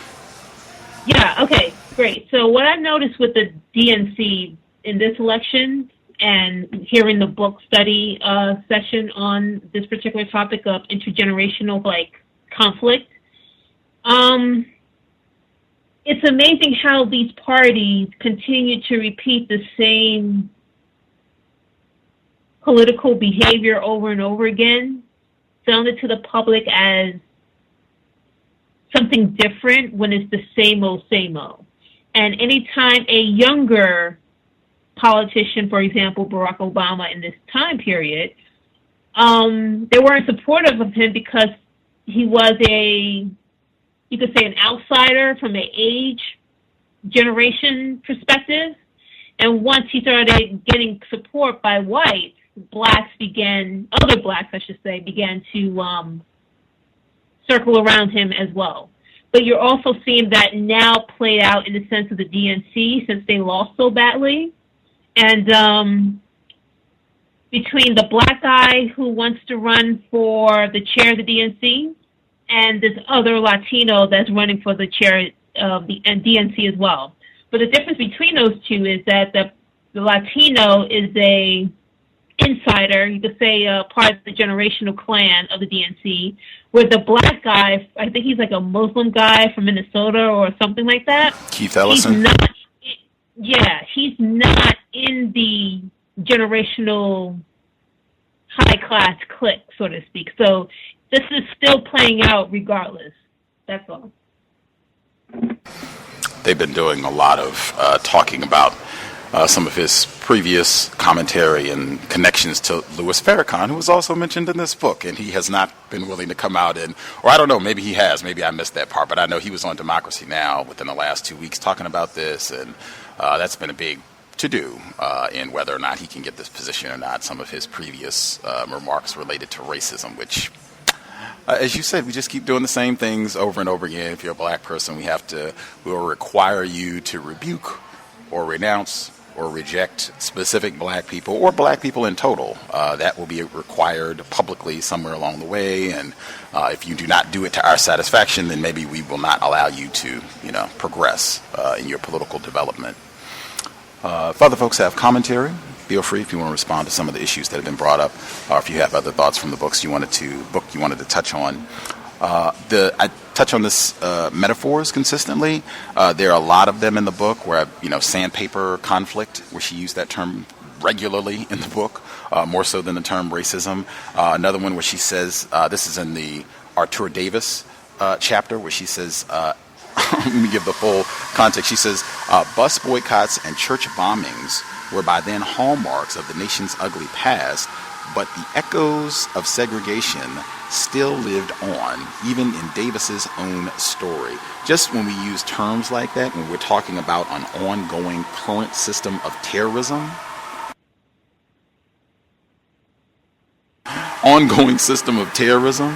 I think that generates confusion. I think a lot of times racists, they do a great job of encouraging us to think of racism, white supremacy as being something from, 1,000 years ago. Slavery or way long time ago. Certainly nobody is practicing racism, white supremacy now. Or if it is, it's echoes, whatever that means, which is just nonsense. We should really reject that way of thinking about articulating racism, white supremacy. Also, I asked previously in these study sessions, I asked who people think the intended audience for this book was, and I think Roz and some others said that they think this book is written for black people. They think this book is written for black people and to maybe corrupt the way that black people think about racism, white supremacy, so that they're not thinking about this problem correctly, not even thinking about whites correctly, since this book is strongly positing that you have a sizable number of white people potentially who are done with racism and they are willing and able, ready to vote for a black person. Ha ha ha. That's one of the, to me it seems, that's one of the major themes from the book. And as I said, I had been watching videos from the time that she was out on the book tour for this. This was a bestseller, so she did a lot of talks, went to a lot of places, colleges, what have you, public forums. The talks that I've seen where they show the audience, it was way dominant white people. That doesn't mean that, it couldn't have been a sizable, maybe even the majority of the people that bought the book or read the book were black people. But at the talks, it's been like super white. Like it's been maybe, from my recollection, I would say it's been at least 70% white, and I think probably higher than that, but at least 70% white when she was going out doing talks about this book. Let's see. Some of the other things. The next portion, when Arthur Davis, when he's coming in and he thinks he's going to run for Congress and get Mr. Hilliard, Earl Hilliard, get his congressional seat, where he says part of Hilliard's vulnerability arose from redrawn district lines that moved him away from his base of support, adding more white voters to his district. Part of it came from the fact that Davis had a lot more money to spend the second time around. According just those white voters, he raised and spent nearly $1 million.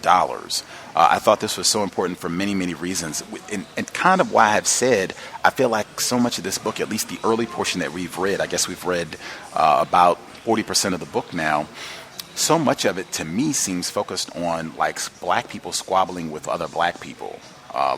Jesse Jackson not supporting President Obama, or some of these other black figures where they had John Lewis, where they had an allegiance to the Clintons, and black people, I guess, like Arthur Davis, who early on were supporting President Obama and that sort of thing. And I just, in the scheme of things, I'm not saying it's not important, but it's not the most important. Like the white people that have the power to redraw these lines, I think that is way more important.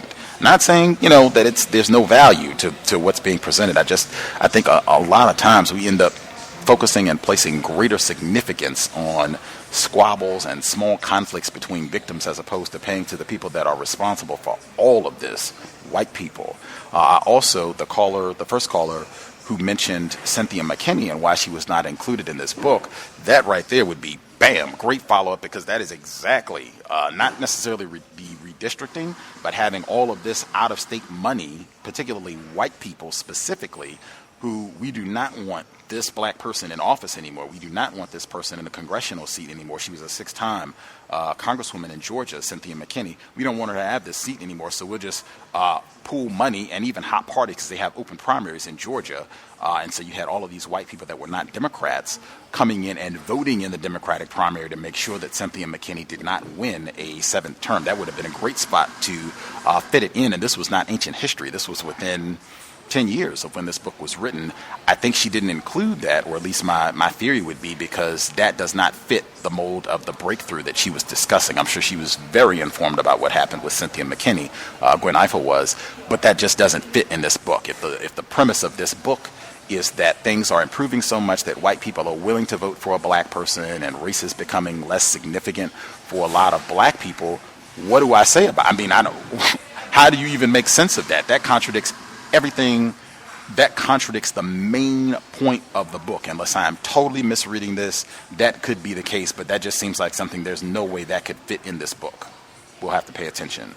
I'll get in one more note and then see if anybody else has other comments that they want to get in. People could be out doing their Christmas shopping, or people could just be uninterested in following through with the breakthrough, Gwen Ifill.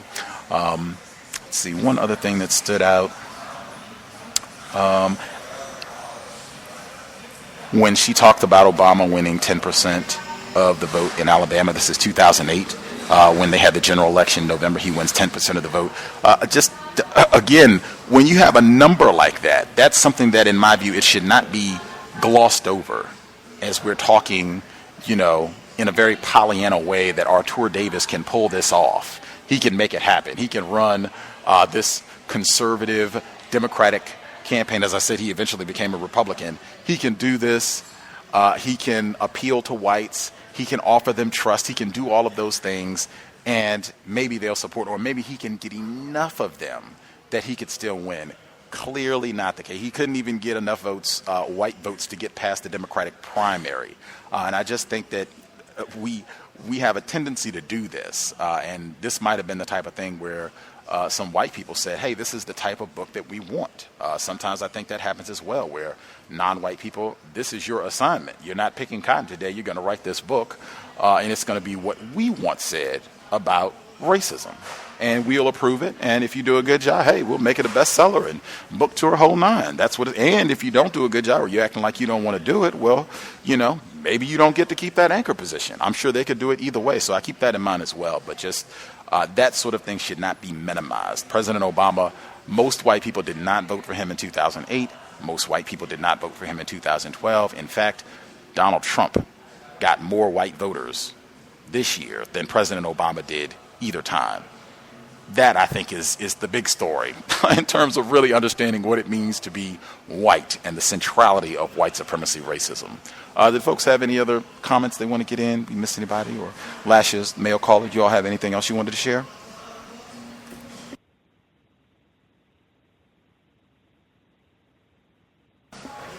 I will assume they are satisfied. If anybody, the chapter 4.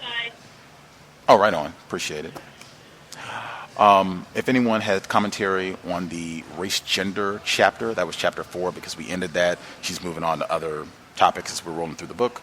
You should go ahead and get that in now. If you disagree, or if Gus is not making sense, you should share. I did say on the Facebook page, it is profound reading this at this moment, particularly given some of the information she shared last week about the conduct of white women in the 2008 the primary, really, is what she's talking about, and coming out and saying this, this Negro President Obama is not qualified. He wouldn't be there. Hillary Clinton should have this spot, and just going on and on and on. Black males were able to vote before Gloria Steinman saying this. Black males were able to vote before white women. Sexism is the biggest scourge, and just going on and on and on. It is amazing to get that information in just being, a couple weeks removed from 53% of white women voting for Donald Trump. That should be front and center, and in my view, it should be one of those things where we are not surprised. We should be getting to the point where we are not surprised at the conduct, behavior of white women. They can come out and selectively choose to say, well, feminism is a problem, sexism is a problem, even though they don't go out and support black female victims like Daniel Holtzclaw's victims in Oklahoma. Convicted serial rapist, sexual terrorist. White women weren't jumping up and down and making sure that got mainstream coverage, but they can whine and complain when they feel they are not being able to flex and exercise their full power and authority as white supremacists. They can do that selectively, and they even fool a lot of us victims in that. I think it's great at this moment to be reading that. And even recently, I tied back, we played last Saturday on the compensatory call-in, Ta-Nehisi Coates, who we've also read in the book study. He did an interview on NPR with a host that I think is a white woman, Rachel Martin.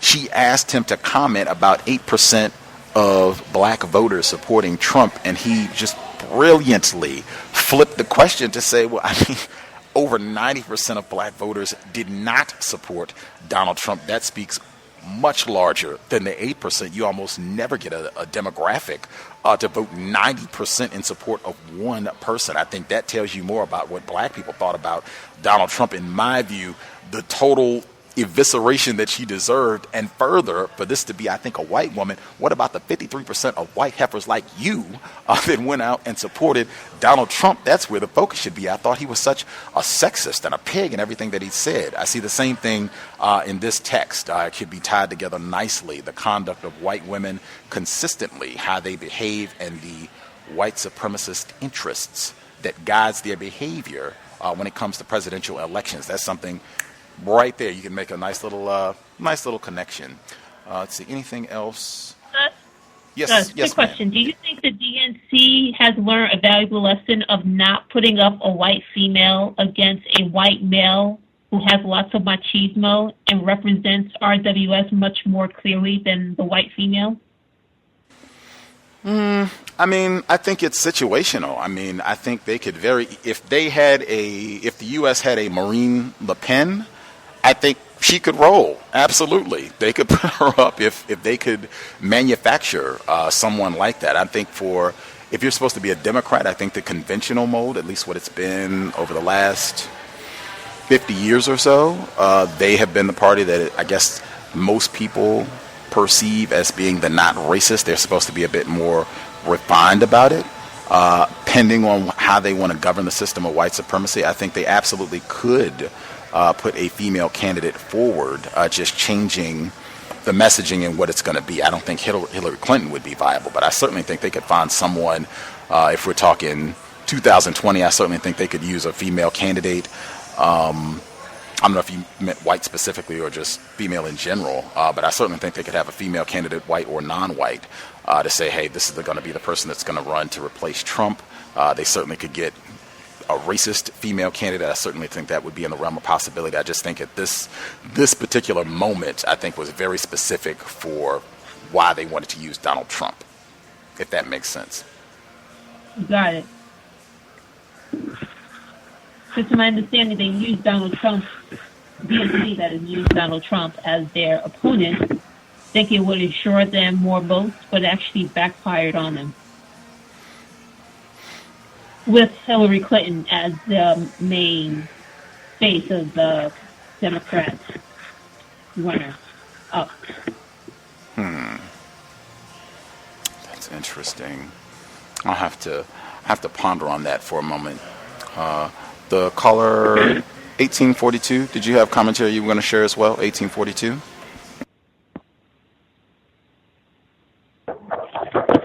Can I be heard? Yes, ma'am. There were a couple of points that just kind of stuck out to me in this reading. I'll make them really quick. Actually, can you hold like 2 seconds? 2 seconds. I think we can manage. Thank you so much. Okay, I'm back. Yeah, I apologize about that. When it comes to speaking about the so-called intersectionality of race and gender oppression, I just think it's a moot point personally, because black males don't have the power to influence global anything, or anything for themselves for that matter. So I agree with you on that. One thing that I thought was really interesting about that is early in the beginning of the reading, she talks about how white women do not have to worry about whether or not they can have children and run for office. And to me, that's just like amazing. You know, there were two women. One in particular, she was 38, and she said, "Well, I'm 38. I just got married, and I can't do it all." But white women, like, there's no break, or like people don't look at that as like, well, you can't be white, female, a politician, and a mother. And I think the underlying thing, like how racism was work, a lot of people just expect that white women have the resources to have nannies, like white women have nannies. And whether or not we're saying it or not, I think that that's something. A black female who is attempting to enter into politics may not be able to afford this nanny or this, someone to come and help them raise the kids. And it wasn't stated, but I thought that was so interesting because it's like, well, yeah, white women can do that. She's not actually doing it. She's not actually cooking and cleaning and taking care of the children. She's paying probably a black person to do it. So she can still have her career. Just like as a slight interjection, that was something I didn't even realize was very widespread. This is 1842. I'm in D.C., so when I would do a lot of networking, white women all the time talk about, they call them au pairs now, and they bring women from other parts of the world, and they don't have to pay them much at all. The women want to come over here because they're like, if I can get here, then I can learn English, and I can maybe go to school and stuff like that. So these women don't get paid. There are agencies to do this, to, match families, and you interview them and all that, and the female lives in their house and does everything, like runs all their errands, cooks for them, cleans for them, does everything. So these women, these white women, are able to have their careers. And to me, it's just kind of sad. Like, if there was anything that's unfortunate about being black and female outside of the fact that you're black, is that, and all of that means is sometimes we are having to choose between having careers and having families, because something is going to fall. We can't just do it all. So anyway, and then as I was listening, I realized that the term racism is not used, but race is. It's always the race problem, or race is an issue, or we need to talk about race, or however it's being used. And I feel like that is a manipulation tactic to say that it's race. Race being just this thing, just the fact that I'm black or this person is white. When the distinction is made between race and racism, then racism, if you use racism, that focuses on it being a system, that focuses on it being an intentional system to keep all non-white people, specifically black people, out of certain areas, or just all that racism is. And so I was paying attention to that because and it was quotes that used it, but she used it as well, just race, race, race, race, race, race, race, race, race, and not racism. And it's a slight thing, but it does something, at least I could feel it in my own mind as I'm listening, that when we talk about race, if we just say race, that's not the same as talking about racism. And so, like I said, in the other ones, I don't really know Gwen Ifill. It's not like I never followed her work. I can tell that she is confused. But I've been learning some things. It's a little hard for me. I'll just say this in case there are other people who are listening who might have the same thing. I am having a little difficulty following because there's so many people I don't know.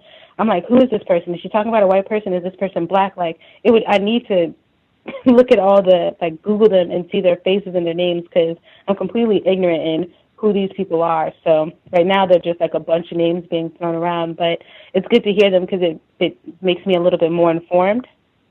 I do agree that so much of the book does seem about focusing on the tension and, conflict between black people in politics.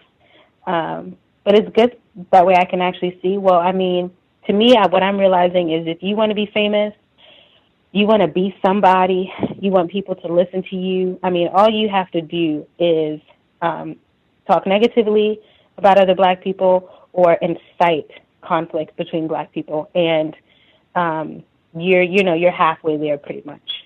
So that's my contribution for the first half. Thank you. Radiant. Caller at 3637. Did you have commentary? Hello, everyone. I just wanted to say I just started listening when you all were talking, so I didn't listen to the first half. But Gwen Ifill, The Breakthrough, that being the name of the book, and the breakthrough supposed to have something to do with politics, I just don't see how she is making that comparison as black people being in politics and that being some type of a breakthrough. And I'll mute my line.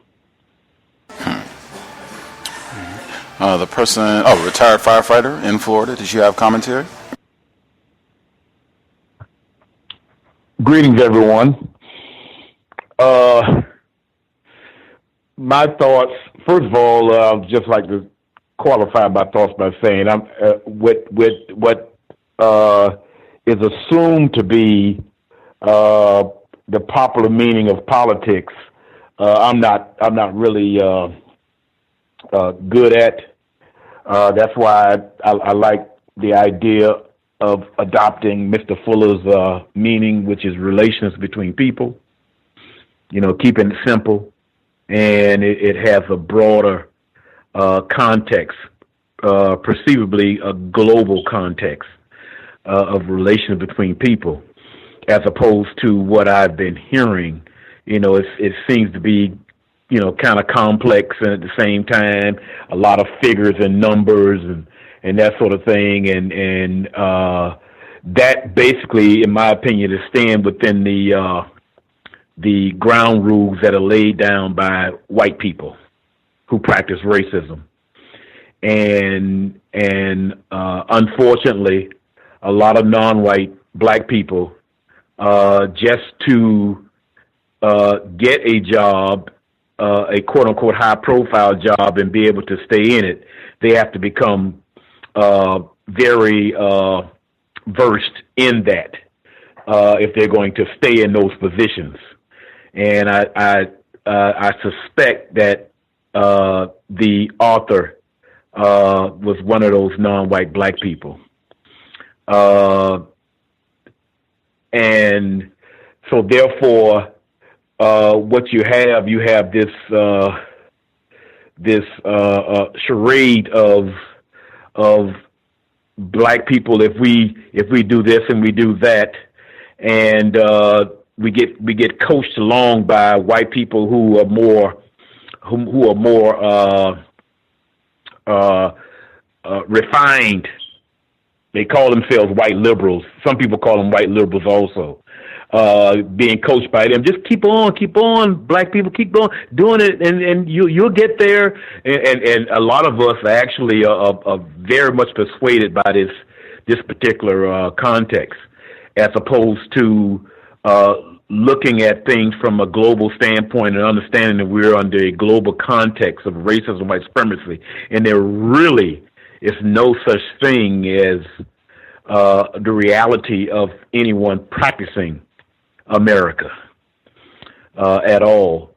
And so this is what I'm hearing, as far as that concerned, within the text, and it can be quite confusing in a sense, if you unless you stay focused on the global system of racism, white supremacy, and that's basically what I've been hearing as far as that concern, and that's basically all I have to say right now.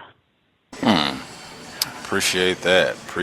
Absolutely. Global context of racism, white supremacy.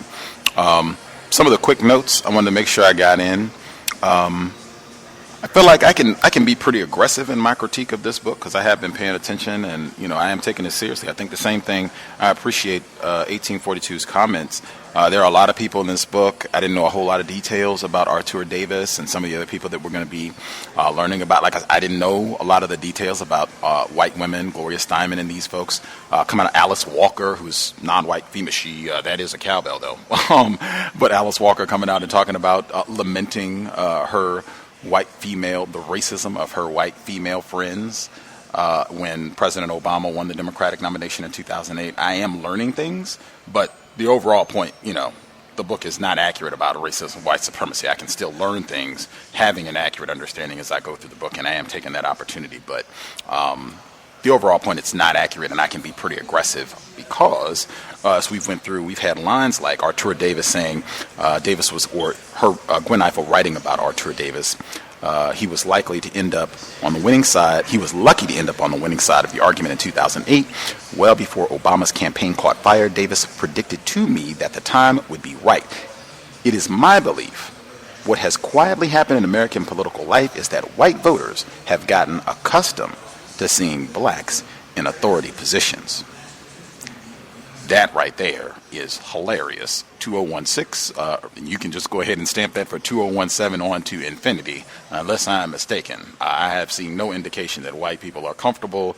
They are all good about having black people in positions of power, even as the post office worker. They are disgruntled. I see that all the time. Next. I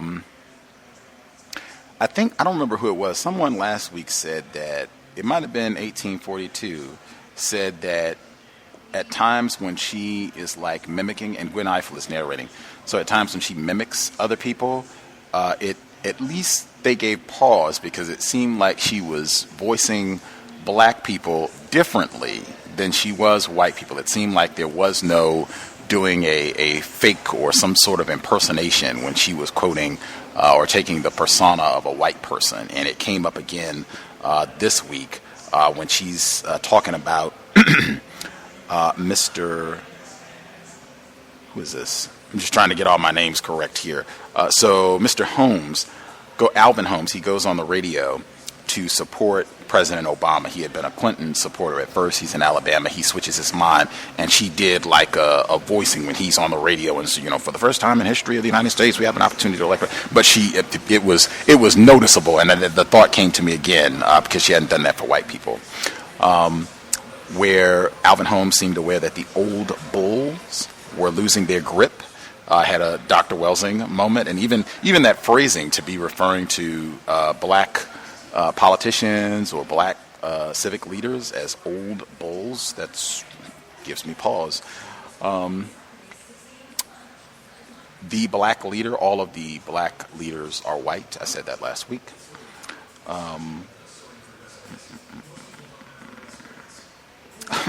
Another gem why I say this book, it's laughably inaccurate. Like I said, this book has not aged well at all. Davis insists he sees promising signs all around him. When Democratic candidates shocked the Republican Party by winning special elections in Louisiana and Mississippi in 2008, Davis was ecstatic. The Republican hold is eroding in the South. Mr. Davis is now part of the Republican Party. It's laughable.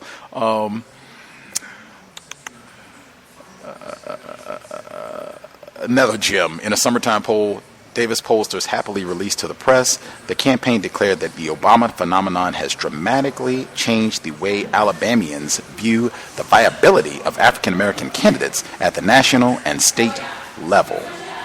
President Obama won 10% of the white votes in Alabama in 2008. I'd have to look at the statistics, but I'm pretty sure Trump won Alabama this year. That in and of itself says everything that need be said. This is another one. This will be my last point that I get out. Unless anybody has anything that they want to get in, we can migrate to the second audio segment. Well, I do need to say something about the Jews part as well. But this portion, she's still talking about Artura Davis in Alabama.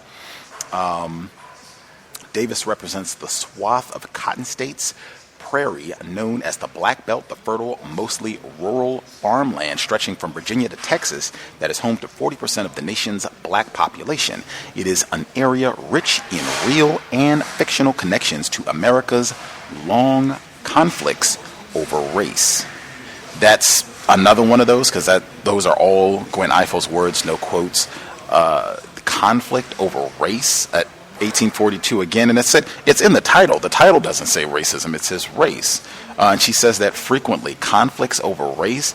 Once again, this is not, the Hatfields and McCoys just having a little argument. And in fact, I made a note, the audio segment that we began with today, that was from her 2009 interview with David Brooks on C-SPAN. They were talking about her book. This was, I think, like a day after the inauguration when they did this interview. So, I mean, it was really, really extra Pollyanna and optimistic and, oh, life is just as great as can possibly be. But she says,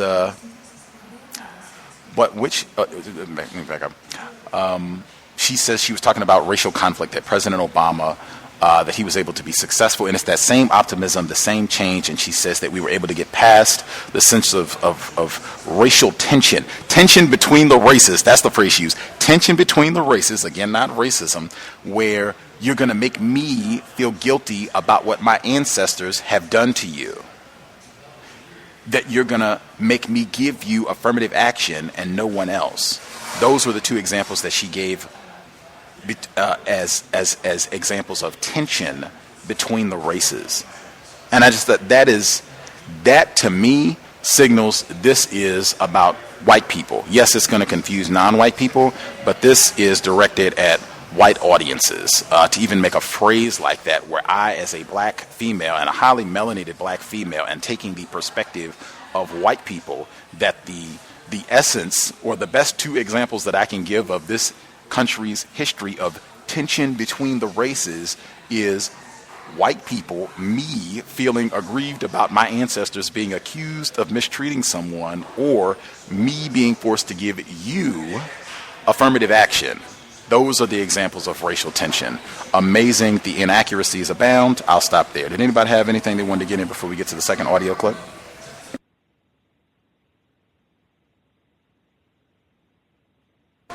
Everyone is satisfied? Nothing anyone needed to get in before we get to the second audio clip?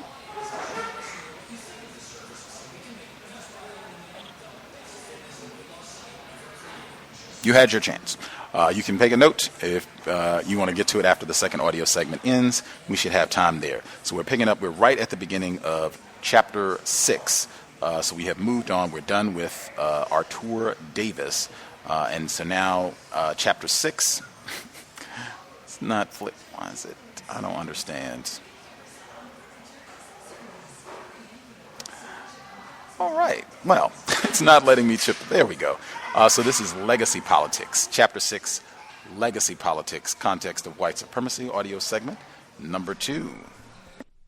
Inheriting power is nothing new in American politics. The nation's second and sixth presidents were father and son, as were its 41st and 43rd.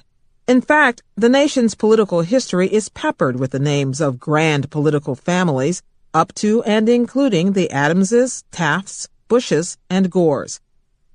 But African Americans who did not get the fully protected right to vote until the mid-1960s have only recently begun to establish enduring political legacies. Across the country, these bloodline power grids are beginning to take hold. Stepping up, the Jacksons. Jesse Jackson Jr. is standing dead center in the rotunda under the ornate dome of the U.S. Capitol. His arm is extended straight above his head, and he is spinning around in a circle. This is no dance. He is in full congressman mode, down to his tailored suit and polished black shoes. But he has a point to make, emphatically, as Jacksons tend to do. When you walk into the Capitol Rotunda by the stairs and look around, from Christopher Columbus all the way around to the Wright brothers is something called the Story of America, he says, pointing out the painted frieze that encircles the room 58 feet above the heads of the tourists. The 19 images start with Christopher Columbus and end with the birth of aviation. Jackson exclaims to me, "There's not a single African American in the entire Story of America to the Wright brothers." He's told this story many times before, but Jesse Jackson Jr. is still outraged. Rushing over to nearby Statuary Hall, he expounds some more. There are 100 statues, everyone from Ethan Allen to George Washington to Huey Long. There is not one black face. The younger Jackson has found his cause. He has helped engineer the decision to bring a statue of civil rights icon Rosa Parks to the hall, and along with white conservative Tennessee Republican Representative Zach Wamp, co-sponsored legislation to rename a portion of the new Capitol Visitor Center Emancipation Hall. He has come a long way from his first days in politics, playing factotum for his father, Jesse Jackson Sr., during the elder Jackson's 1988 run for president. He is now a 7-term member of Congress, published author, and father of 2. His wife, Sandy, joined the family business in 2007, running and winning a seat as a Chicago City alderwoman. So, Junior, as others call him, has emerged from his father's shadow, right? Not quite. Jesse Jackson Jr., one of 5 children, says he has been giving a lot of thought to what he terms the continuum of black politics, something his father speaks about as well.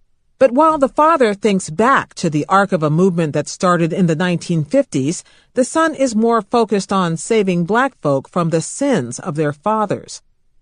There's a movement in the black community toward accountable leadership, the younger Jackson told me, as we sat in his congressional offices one rainy Washington morning. The paradigm for the unaccountable leaders has radically shifted, he said. I consider very respectfully, and this is for the record, my father to be part of the unaccountable leadership, even though I completely believe in and trust his mission and his motives for that which he does. But the press conference, television visibility, lack of follow-through, everything is a civil rights issue paradigm with leadership is profoundly unaccountable to the masses of people and to history.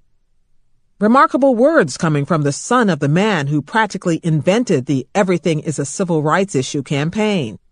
Don't get him wrong, Junior continues, there is a place for the agitation and protest politics of a Jesse Jackson Sr. and an Al Sharpton, but it is not here, not now. The elder Jackson is keenly aware of his son's apostasy. I encourage in our house vigorous debate, and there is no punishment for a different point of view, he told me. We have different roles. Jackson Sr. is the agitator, the younger one is the negotiator. Even though both father and son endorsed fellow Chicago and Barack Obama's 2008 campaign for president, they viewed Obama's candidacy through fundamentally different lenses. At one point, during the height of the presidential primary campaign, they took their disagreement to the pages of the Chicago Sun-Times. The Democratic candidates, the elder Jackson wrote, have virtually ignored the plight of African Americans in this country. Jackson Jr. responded immediately, penning his own op-ed under a headline that read, Jesse Jr. to Jesse Sr., you're wrong on Obama, Dad. While causing quite a stir, Jackson's comments unfortunately dimmed rather than directed light on the facts, the younger Jackson wrote about his father. Obama, he argued, represents, quote, powerful, consistent, and effective advocacy for African Americans. The father-son split was put on dramatically wider view later in the campaign when, as we've seen, the elder Jackson was caught on camera whispering into an open microphone that he was so angry that Obama was talking down to black people that he wanted to rip his nuts off. Jackson Sr. quickly apologized, and Obama shrugged off the criticism and crude language, but not before Jackson Jr. declared himself deeply outraged and disappointed in his father's off-the-cuff remarks, which he also denounced as ugly rhetoric and reckless. It is a rare thing to see a family political dispute aired so publicly, but the split in the Jackson family was irresistible in that it mirrored a more general split within the community at large. Senator Ted Kennedy and his niece Caroline cast their lot with Barack Obama, while another niece and nephew, Kathleen Kennedy Townsend and Robert F. Kennedy Jr., opted for Clinton. Similarly, Congressional Sister Act Linda and Loretta Sanchez in California split their primary choices, with one, Linda, supporting Obama, and the other, Loretta, Clinton. But within the African American community, such splits cut much more deeply, in part because most had never had reason to disagree before. If Jesse makes certain moves, if he needs to distinguish his own name and reputation from mine, I understand that, the elder Jackson said, noting his son's insider responsibilities and mixed-race constituency. I see the gist, the transition, what his options are now. Where he's hugging them in 2008, I was putting them out in 1972. He laughed. I find joy in that. Congressman Jackson's effort to get out of his father's shadow was put most eloquently on display at the 2008 Democratic National Convention. It was in this venue that Jackson Sr. in 1984 gave perhaps his most memorable national speech as the delegates in San Francisco cheered his refrain, "Our time has come." 24 years later, he was not even offered a speaking role. Instead, the son took center stage. "I grew up in the lessons of another generation, the Selma generation, my father's generation," the younger Jackson told the crowd in Denver. "I know his stories of struggle and sacrifice, of fear and division. I know America is still a place where dreams are too often deferred and opportunities too often denied." The Selma generation, he did not have to say, represents the past. "I know for the sake of our children, for the sake of our families, and the future we hold in common, he is the leader we need right now," Congressman Jackson said of Obama. His father supported Obama too, but the elder Jackson sees the history differently. And given the opportunity, he can catalog every breakthrough along the way because he was often present for the big victories as well as the small humiliations. He remembers the night in 1967 when he joined Martin Luther King Jr., Ralph Abernathy, and Andrew Young for a trip to Cleveland to celebrate the election of that city's first black mayor. The group gathered in a hotel suite, awaiting their summons to join the victor on stage in the ballroom downstairs. The call never came. "As I've said to my son and others, what does one generation owe the other?" Jackson told me after retelling the story of the 40-year-old election night insult. "Remember, be grateful, and do well. Remember, because sometimes you have to go back over the same path." The Harlem Renaissance, the Pattersons. David Patterson got his first taste of politics on the back of a sound truck wending its way through Harlem.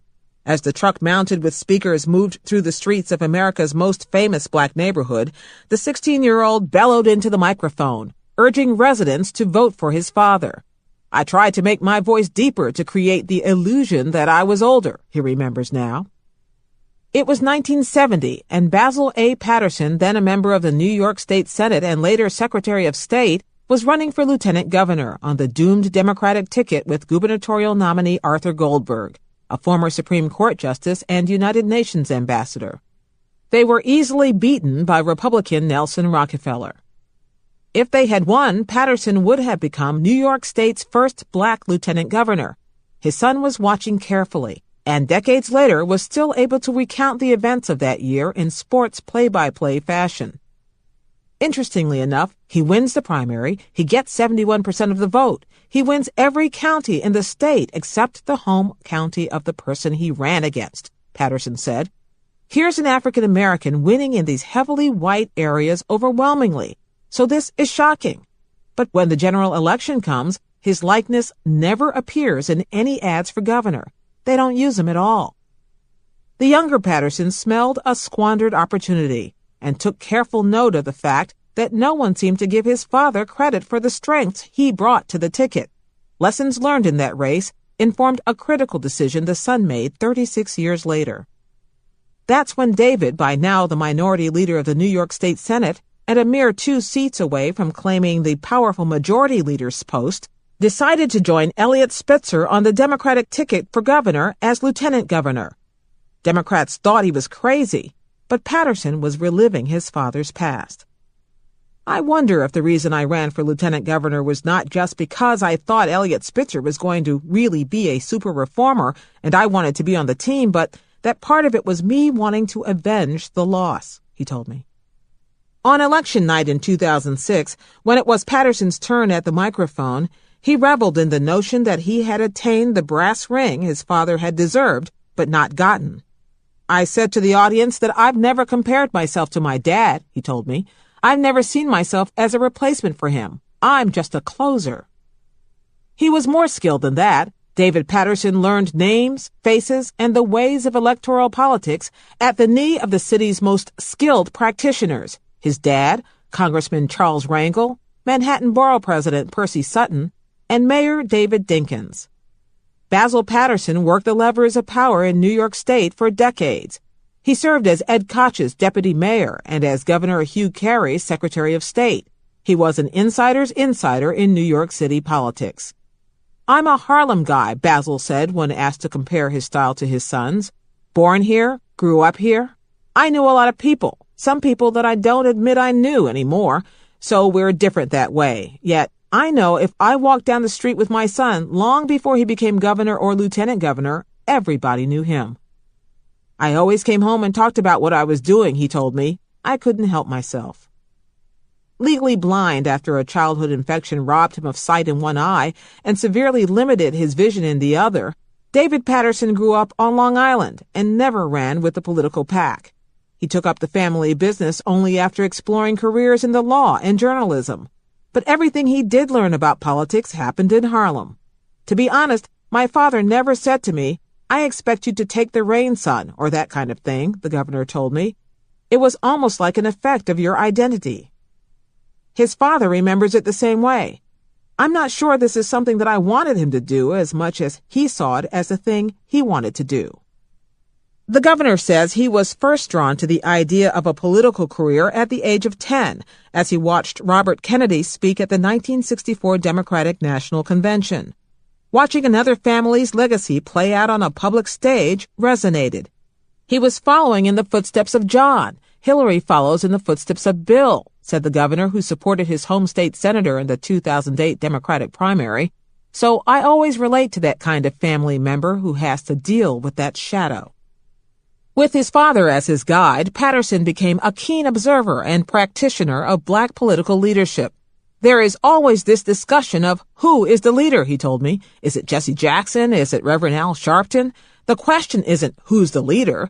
The question is how badly we need them. If you lived in Scarsdale in New York, who cares who the leader is? Everybody's doing great. What do you need a leader for?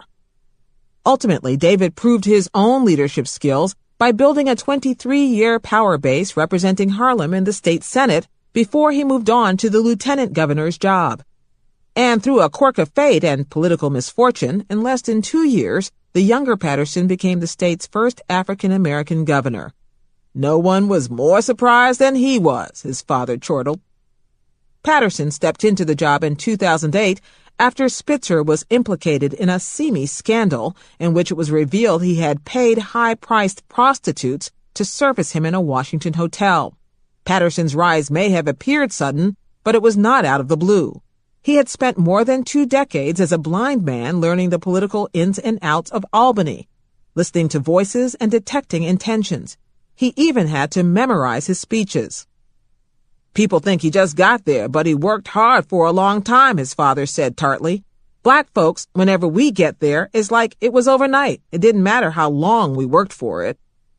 At the age of 54, David Patterson was only the nation's 4th black governor. Virginia's L. Douglas Wilder and Massachusetts' Deval Patrick had preceded him.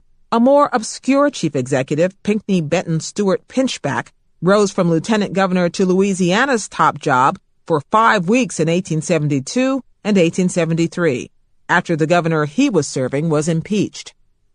Patterson and Patrick have compared notes about the difficulty of being a governor and a representative of the larger black community. The New York governor is particularly annoyed at what he considers to be coded judgments aimed at him. In an address to the NAACP annual convention in 2008, he complained that he is frequently referred to as the state's accidental governor because he was not elected to the job. We counted 27 references to the accidental governor that were reserved just for me, Patterson told me, the trace of irritation still in his voice weeks later. And my question is, why is that going on? Most of the time, though, Patterson took the edge off uncomfortable situations with a joke or an easygoing smile. On the day Patterson was sworn in, he was greeted with applause as he arrived in the Capitol's Red Room. If most of you weren't being paid, I'd be flattered by that, he said, and everyone laughed. But weirdly, on the very next day after he took office, Patterson and his wife Michelle stepped before the cameras in Albany again, this time to admit that they had been unfaithful to each other, he with multiple partners. The disclosure echoed loudly, a jarring aftershock to the Spitzer scandal. But those initial scandals faded as Patterson set about negotiating the thicket of state governments. At about the time he was settling in at the governor's office in Albany, the state's economy hit the skids as the global financial crisis that froze the national economy hit the Empire State's budget hard. taxes derived from Wall Street businesses typically provided 1/5 of the state's revenue. Patterson shaved the state budget by $1.5 billion his first summer in office, and by October was faced with begging the state legislature for help in closing a $1.5 billion deficit. None of this could be learned at Daddy's knee. But politics could. In 2008, the nation's newest black governor remained loyal to his home state senator during the primary election and remained so even as Barack Obama steadily made his way toward the Democratic nomination. Once Clinton conceded, Patterson embraced Obama with the understanding that, in many ways, both men were playing the same game, trying to meet expectations and tests that never face white candidates. In my short time, and I know I'm just sipping at what Barack Obama has to go through gallons of every day, Patterson told me, the energy that takes away from your effort is immense. The Tennessee Waltz, the Fords. Harold Ford Jr. is a son of Tennessee, but like former Vice President Al Gore, he really grew up in the rarefied confines of Washington, D.C., as the privileged son of a member of Congress. He went to private schools and spent his time off working on Capitol Hill as a congressional page and an intern. As he approached his final year at the University of Michigan Law School, Ford Jr. began thinking about taking a year off to work in Bill Clinton's White House. So he sat down with his father, who held the congressional seat representing Memphis, and had a little talk. Dad, it turns out, had a plan to make sure young Harold got that law degree. If Harold Jr. finished at Michigan, his father would retire from Congress. His son could replace him. And true to the terms of their deal, when graduation approached, the younger Ford phoned his father. He called me up and said, "Look, are you going to step down?" Ford Sr. told me, and I said, "I'll keep my promise. Are you ready to run?" The promise counted for a lot. Harold Jr. was in school out of state and was only technically a Memphis resident. But the Ford name would help erase any carpetbagger accusations. With the help of campaign signs that simply read Junior and a campaign strategy that got the 26-year-old invited to as many hometown elementary school graduations as he could wangle, he won. You never know when an opportunity will present itself, Ford said years later in a speech to the University of Arkansas's Clinton School of Public Service in Little Rock. In the strangest, weirdest of circumstances, out of defeat, out of turmoil, out of just difficulty, you never know when an opportunity may lurk. My dad was one of 15, Ford told the students. I cannot imagine not having running water. I can't imagine some of the things my dad did not have. They worked hard to make things better for me. Together, the two Fords held the Memphis seat for 32 years. The elder Ford had broken through thanks to education, collecting degrees from Tennessee State University and Howard University. With his newly acquired expertise in mortuary science, he worked at building a family funeral home business that allowed the Fords to establish deep roots and loyalties within Memphis's black community. He was elected to the Tennessee House of Representatives in 1971. Harold Jr., taking advantage of those roots and the seat his father essentially handed off to him, headed to Washington for 5 terms as a member of the House. By 2006, he was ready for a change and launched what would become an $11 million run for the Senate.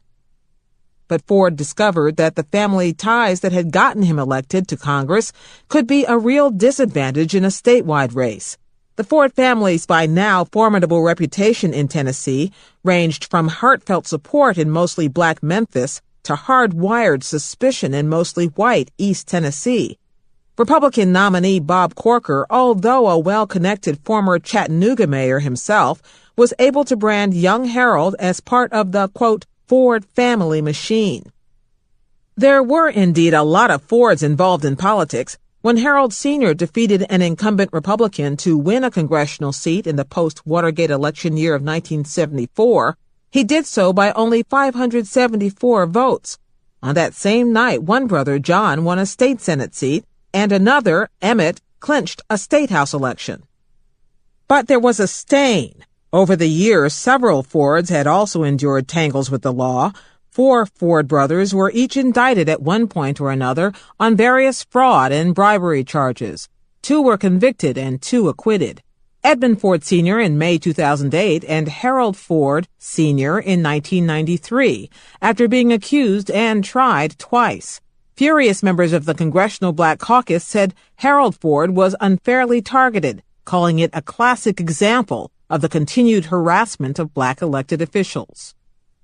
Still, the cloud continued to hover. Just before Harold Jr. announced his Senate candidacy, his uncle John was indicted on wire fraud charges, for which he was later convicted and sentenced to 14 years in prison. Those were to be served consecutively after he completed another 5.5-year sentence on a bribery conviction. Sometimes the problem wasn't alleged criminality, but embarrassment. In 2008, father and son were forced to establish arm's-length distance once again, this time from Harold Jr.'s two brothers, Jake and Isaac, who chose the 40th anniversary of Martin Luther King Jr.'s Memphis assassination to make racially charged remarks about Representative Steve Cohen, the white man who had succeeded the Fords in the majority-black 9th Congressional District. I asked the younger Harold about family baggage when he was running in 2006. It was a question he had become accustomed to. "I am who I am," he replied, "and I think voters know my opponent has made clear to everybody that I'm black, that my family is big and political and sometimes finds itself in a newspaper for things for which they didn't do. But I can't do anything about that but be me." For his part, the elder Ford does not think the family issues cost his son the U.S. Senate election. Instead, he believes Republicans beat his son at the money game, sending millions of dollars into the state to help Corker pay for weeks of withering television ads. One that became instantly notorious claimed Harold Jr. frequented Playboy clubs and featured a buxom blonde who whispered at the end, "Harold, call me." Corker denounced the ad, which was paid for by an outside independent group, but he still profited from it. With one stroke, the ads managed to remind voters that Ford was black, read, "not like you and me," and at the time unmarried, read, "not like you and me," and to hint that he was engaged in miscegenation, read, "not like you and me." They ran the race card on him, the elder Ford said, and he just couldn't overcome it in the last couple of days. By Election Day, everyone in Tennessee was convinced Ford would lose, but by much more than he did. Ford won 95% of the black vote and 40% of the white vote. But if voters lied about their preferences, it helped him. He got 48% of the vote overall, a closer margin than the 12-point loss pre-election polls had predicted. Still, a loss is a loss. Harold Jr. disagrees with his father on what brought this to pass. He says his party affiliation hurt him more than his race. But there is some evidence that, in this case, father knows best. In that same election year, Phil Bredesen, a white Democrat, rolled up overwhelming majorities in his race for governor, sweeping every county. A third of those Bredesen supporters, however, declined to vote for Ford. "It hurt," Harold Jr. later admitted. "It was the first time I ever lost anything." Still, Ford had done something brand new for a black candidate running in the South. He appealed to white voters by shedding the liberal label, denouncing same-sex marriage, labeling himself pro-life, and even filming one campaign ad in a church. In conservative East Tennessee, I saw him run into traffic to shake white voters' hands. He engaged one young man in a sidewalk conversation so penetrating and intense that the voter came away leaning toward voting for Ford. The man told me later he'd never voted for a Democrat in his life. Democrats have to be willing to meet people where people are and meet their lives where their lives are. And don't be ashamed to talk about the things that we care about, Ford said sometime later. We need to cross the hurdle on national security and fiscal restraint, and we need to demonstrate that our values are consistent with other people's values, that they are mainstream not only in Arkansas and Mississippi and Tennessee, but around the country. 2 years later, in an open letter published in Newsweek, Ford urged Obama to run as he had. People know that the candidates running for president don't live just the way they live, Ford wrote, but they want to know that they're understood and that their daily struggles are respected. Ford remains adamant that straddles like these are essential for the new breed of African American politician. I bring a little bit of a different orientation to it, he told interviewer Charlie Rose early in the 2008 primary process. I'm a member of the National Rifle Association, although that's not something that my party fully embraces yet. Not even his father fully embraces that, but neither man seems particularly concerned about their occasional differences. You can have disagreements with father-son, Harold Sr. said, noting the public split within the Jesse Jackson family. Harold Jr. and I were extremely close, but that's not to say we agree on everything. I respect his positions and he respects mine, and we talk about it a lot. But the two are still more alike than different. If you notice my record in the Congress, I was really a middle-of-the-road type guy, said the elder Ford, who now works as a lobbyist. Other, more liberal members of the Congressional Black Caucus, he said, viewed him with suspicion. The younger Ford, too, became suspect in some liberal circles when he agreed to become chairman of the middle-of-the-road Democratic Leadership Council. The DLC has made it their mission to separate the word liberal from the word Democrat. Jesse Jackson Sr. often dismissively derided the group as the Democratic leisure class. Ford, however, decided the DLC represented the Democrats' future. We can achieve the progressive ideals of the party, Ford said in 2003, but only if we campaign and govern like the innovators of our party's proud past. As head of the DLC, Harold Ford Jr. now travels the country defending Democrats and Republicans alike. The reason Harold Ford likes me so much, perpetually endangered Connecticut Republican Christopher Shays once said, is because when I realized that I wasn't going to be president, I went up to him and told him that he was one of the 3 legislators that I thought would someday. Shays, however, won't be in Congress to help. He was defeated in 2008. The DLC has devolved into something of a spent political force in the years since the election of one of its own, Bill Clinton, to the White House in 1992. Since then, it has become a refuge of sorts for the party's most conservative members, and certainly for its Southerners. Its annual meeting, which once hosted top candidates every year, failed in both 2007 and 2008 to attract either Hillary Clinton or Barack Obama. The snub was particularly apparent in 2008 when the group met in Chicago. The Illinois senator, by then the party's putative nominee, was actually in his hometown that day, but didn't bother to drop by. Speculation continues to swirl that Ford, married now and spending the bulk of his time in New York as a vice chairman for Merrill Lynch and a television commentator, might return to politics. He has continued to keep a hand in, teaching at the LBJ School at the University of Texas in Austin and at Vanderbilt University in Nashville. His name still surfaces regularly in Tennessee commentary as a potential candidate for the 2010 gubernatorial race. But his prospects remain unclear. As a columnist for the Nashville City paper warned, another loss would mean the end to a very promising career. In fact, Ford is keeping his Tennessee connections intact. He told the Little Rock audience that when he is in Memphis, he stays at his condominium and regularly gets up in the morning to run a route that takes him past the National Civil Rights Museum, on the site of the Lorraine Motel where Martin Luther King Jr. was shot. I do think we've made enormous progress, and I think we can all appreciate that, he said. And then I look up at the balcony and think we've got a long way to go.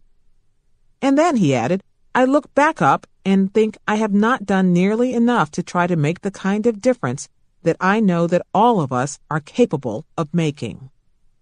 His father's advice? I hope he stays on Wall Street and makes a little money. The loyal son, the Clays. William Lacey Clay Jr. freely admits that he won his first political office because his father's name was William Lacey Clay Sr. This was not his plan, in part because he grew up in a household where his father always seemed to be off somewhere else, picketing, getting arrested, agitating.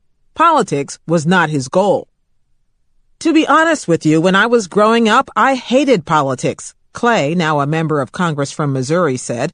I hated what it did to people.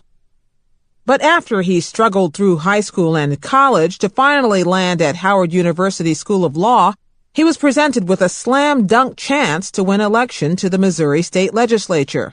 His father, by then something of a kingmaker in St. Louis politics, was on the hunt for someone to fill a vacant statehouse seat. His son, who at the time was still living in Maryland, where he had essentially grown up, volunteered for the job. His main qualification? He had the right name. A mere 6 weeks later, he was on his way to Jefferson City. By the time Bill Clay Sr. gave up his congressional seat 17 years later, the younger Clay, known as Lacey to differentiate himself from his dad, had established a reputation and a name of his own. When he arrived in Washington to take over his father's seat in 2000, Nancy Pelosi swore him in. Standing nearby, his father teared up. Bill Clay Sr. was a member of the first wave of decades-long members of the Congressional Black Caucus. He got elected the old-fashioned way, climbing up through St. Louis ward politics and defeating 7 white and 4 black competitors along the way. One of the white candidates owned a Howard Johnson's restaurant, where Clay was once arrested while trying to get served. His breakthrough came in 1968, the same year New York's Shirley Chisholm and Ohio's Louis Stokes were sent to Congress. He would remain in Congress for 32 years.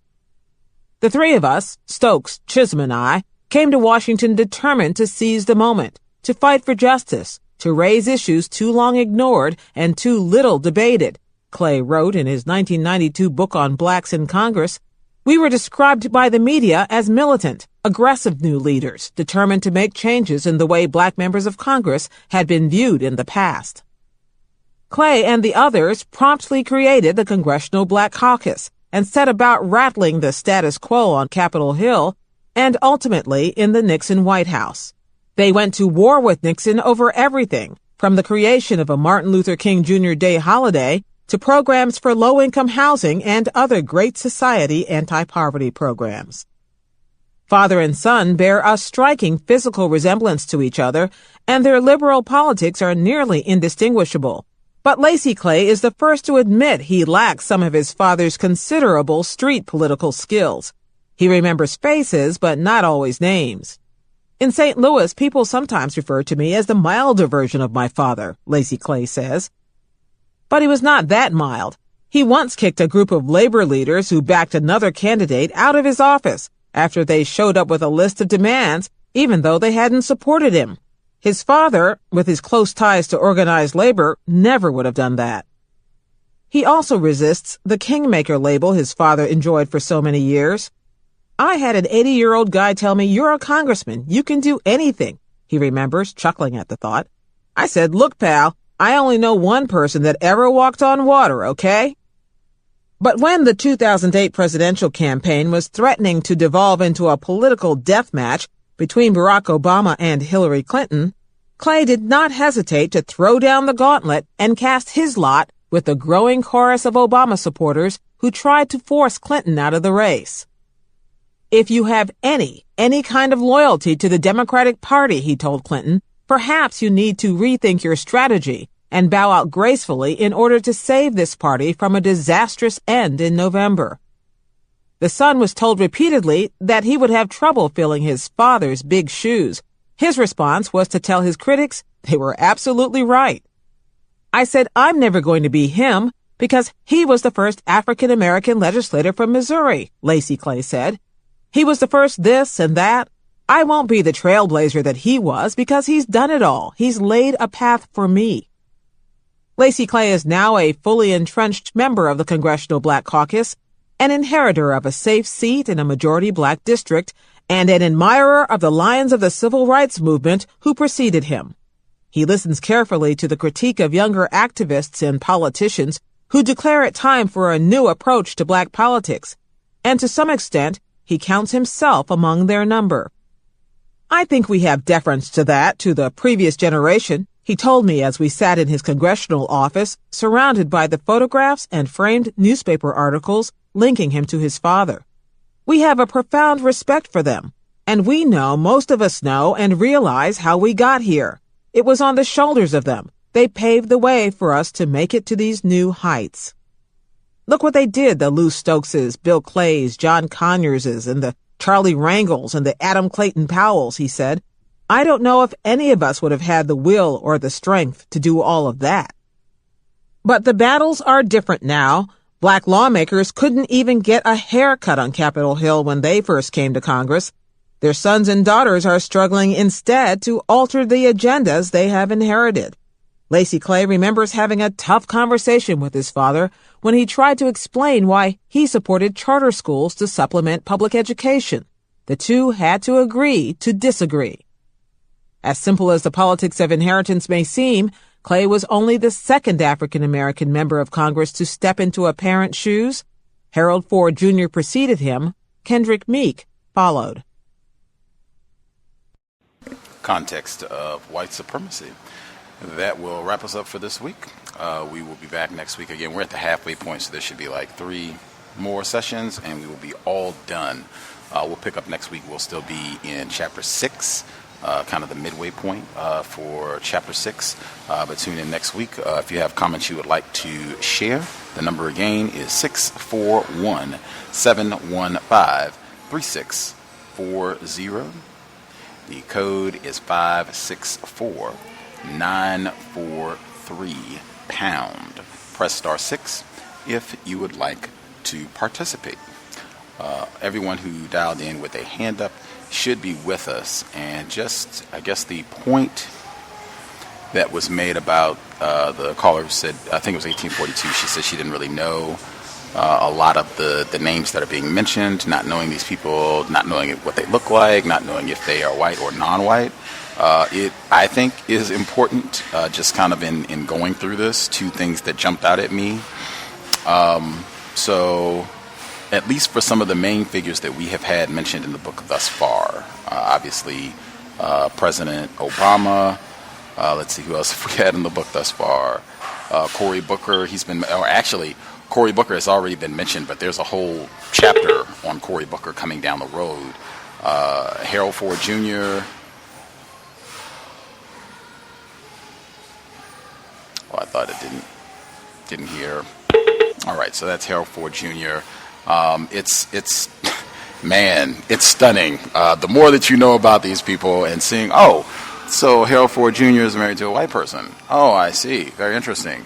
And President Obama has a white parent. Very interesting. It is remarkable once you start seeing some of the patterns. Oh, Cory Booker also has a white parent, and even phenotypically seeing, the people that we are talking about, at least some of the people that we've heard already, President Obama, U.S. Senator Cory Booker, Harold Ford Jr., former congressman, a lot of these, even Lacey Clay that we just heard about, a lot of these folks are very, very pale. Like they are all about the same complexion as President Obama. Nobody here is like the skin complexion of Lupita Nyong'o, nothing even close. Very, very pale looking non-white people, and more than one actually with a white parent, more than one actually in some sort of sexual tragic arrangement with a white female. That is also important to know as we are listening to this book about all these breakthrough politicians. Any of the folks who dialed in with a hand up, do you all have any comments you wanted to share? Can I be heard? Yes, sir. Let's get 1842. Just really quick, I won't take too much time, but I'm actually happy that you mentioned that, because one of the things, I didn't actually get a chance to look them up, so I didn't know what they looked like, but when I was listening, it just came above me. I was like, all of this, these are all folks who are just about ambition. And it could be the way that she's telling their story, but I don't even think it's that. Like, just based off of some of the things that they're saying, none of these people are interested in actually doing something. Well, in part, they don't have a proper definition of racism, white supremacy, but they're not even talking about racism. They're not even racism. They're not talking about black people. They're not, like, no one is passionate, even how they talk about it. This is really all a bunch of ambitious people who want to be somebody. And that's just what they're doing. And they are privileged in whatever way. Like, and when I say that, I mean that they grew up and went to good schools or whatever it is. And it really stuck out with me with the last person. I think it might have been Ford, was like, I'm not even trying to do this, but I have the right name, so I'll just do it. And then won because he had the right name.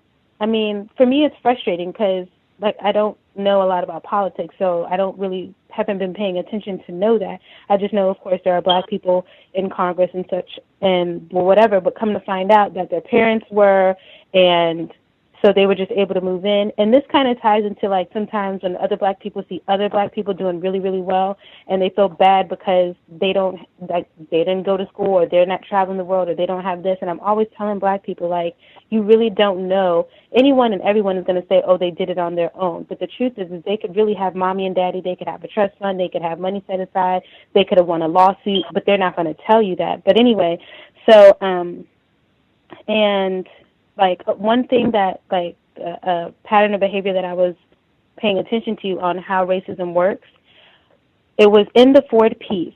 I don't know who he was running against, but there was an ad. At the end of the ad, the white woman whispers, "Call me." The person, the Republican, I'm assuming, says, denounced the ad, but still benefited from the ad.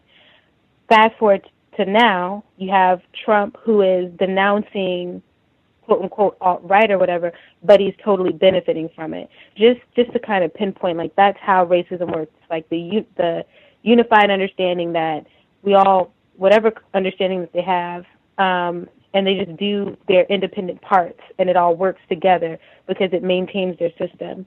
There again, she said the brass ring. I wonder, Gus, it'd be awesome if you could tell me how many times she mentions this brass ring.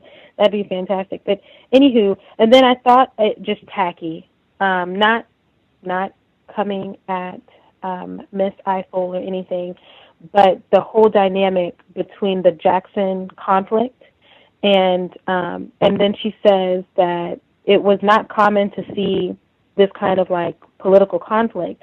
And I was like, right, whites would know better not to do that.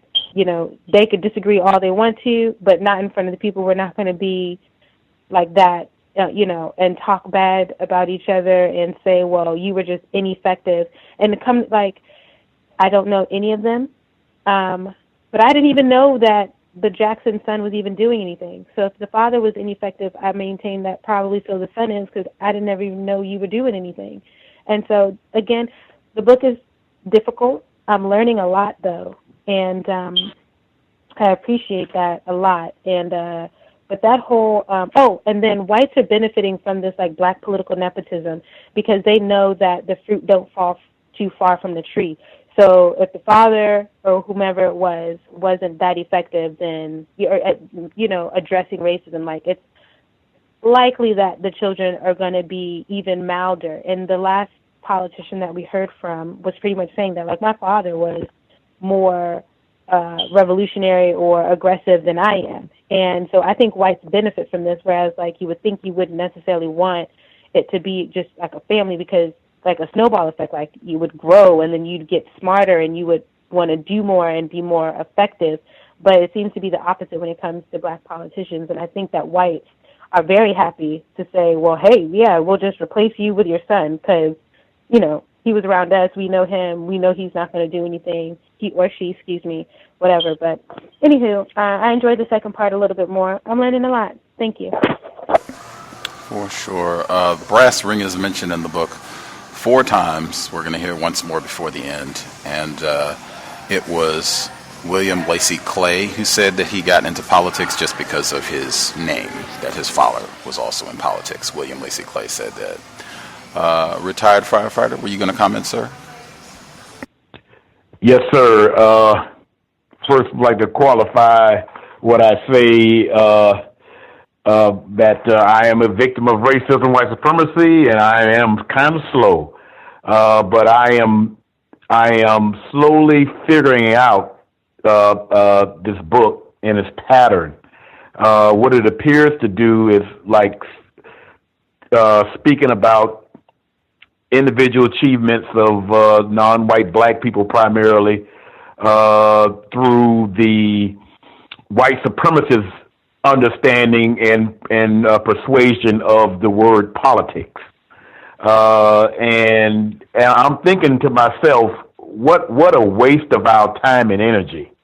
All of this and what I'm hearing. She probably does a very good job at reporting this, but in retrospect of that, my mind, it keeps telling me over and over again that there's a tremendous amount of waste of time and energy that she's talking about, and I see presently that we are involved in. When you're talking about a non-white black person, let's say even if they do quote unquote get this office, we don't have any power globally and in this part of the world to make white people do anything at all. If even we achieve these positions. But I took some notes, and I'm just going to quickly go over them. There was some talk about a statue in the beginning of the second reading, and what it struck in my mind was in a new museum in Washington, D.C., the largest, according to Dr. Umar Johnson, the largest statue in that museum itself is one of Thomas Jefferson, who we all know was a rapist and a white supremacist. Number two, I see no benefit in reporting conflict between black people, specifically the Jacksons, at all, as far as they're concerned. But I can understand if someone can be entertained by that, which is most unfortunate because we, in our confused status, we do get entertained by the shenanigans or the incorrect situations that black people find themselves in, and some of them happen to be relatives, and it becomes interesting. There are television programs that support what I just said. Number three, I just jotted down, and I'm probably repeating myself. I'm hearing more of the illusion of equality to white people is as the theme, and I have down here a play that's instituted primarily by very refined white people. A lot of times they're called liberals, that sort of thing. That kind of like pushes us along, albeit they know that things are predicated on a global system of racism and white supremacy. I mean, we're hearing all of this talk about the quote unquote leader of the place is called Russia, and the next president of this part of the world, and that tells you of a global context of racism and white supremacy. While we sitting around here and worrying about who's the next governor of the state of Georgia or something like that. Number four that I have down here, the only black leader, and I think I heard someone else say this. The only black leader is a white person, which is logically true under the system of racism and white supremacy. And last but not least, I have down here the whole practice of victims of racism thinking that the vote will solve the problem of racism and white supremacy is highly venomous to our counter-racist efforts. To a large part, it's a waste of our time and energy. I have down here, and I have a parenthesis, which is time and energy is the meaning of it is come under the people activity of economics. And that's all I have. Thank you. Appreciate that, retired firefighter. Any of our other callers, Lashes, the caller 5771, did y'all have commentary?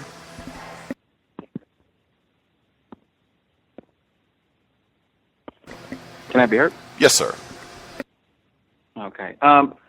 The previous callers basically echoed the same thing that I was probably going to say and reemphasize, because I think I mentioned this in the first session about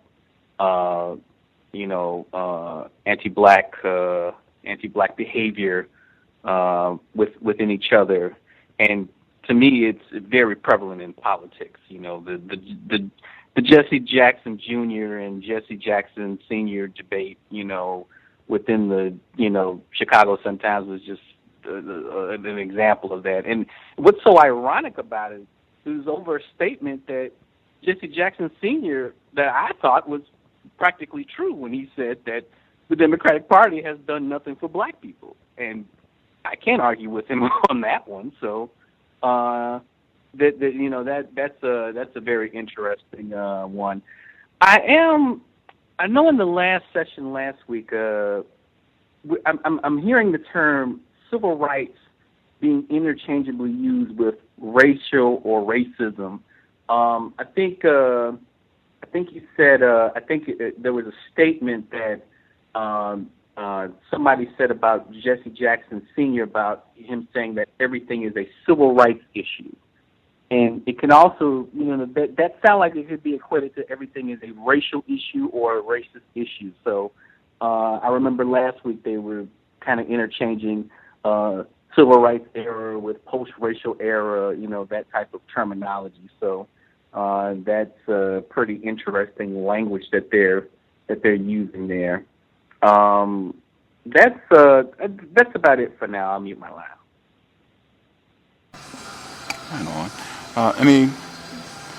Anybody else? Lashes, did you have anything else you wanted to get in? Are you satisfied? I just wanted to say that basically this entire blacks supporting the DNC is just a complete farce. Don't bother. Period.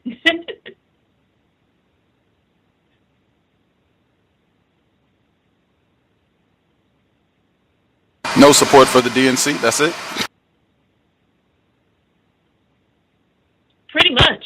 They're about the status quo and no progression, no progressive this, nothing, just a complete farce. It's all rhetoric. Period.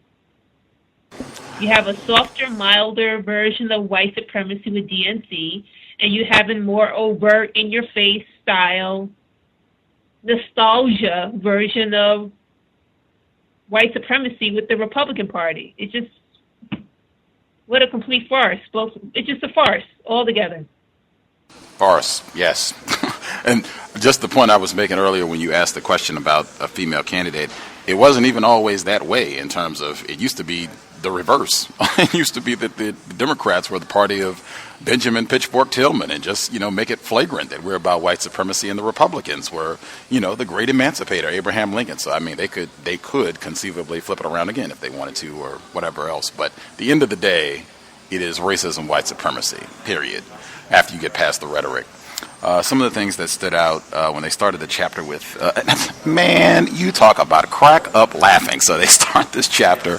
We ended the last segment with Artur Davis, the Democratic breakthrough who eventually lost, didn't even make it past the primary to get the governor spot in Alabama. And now he's a Republican. He's not even a Democrat anymore.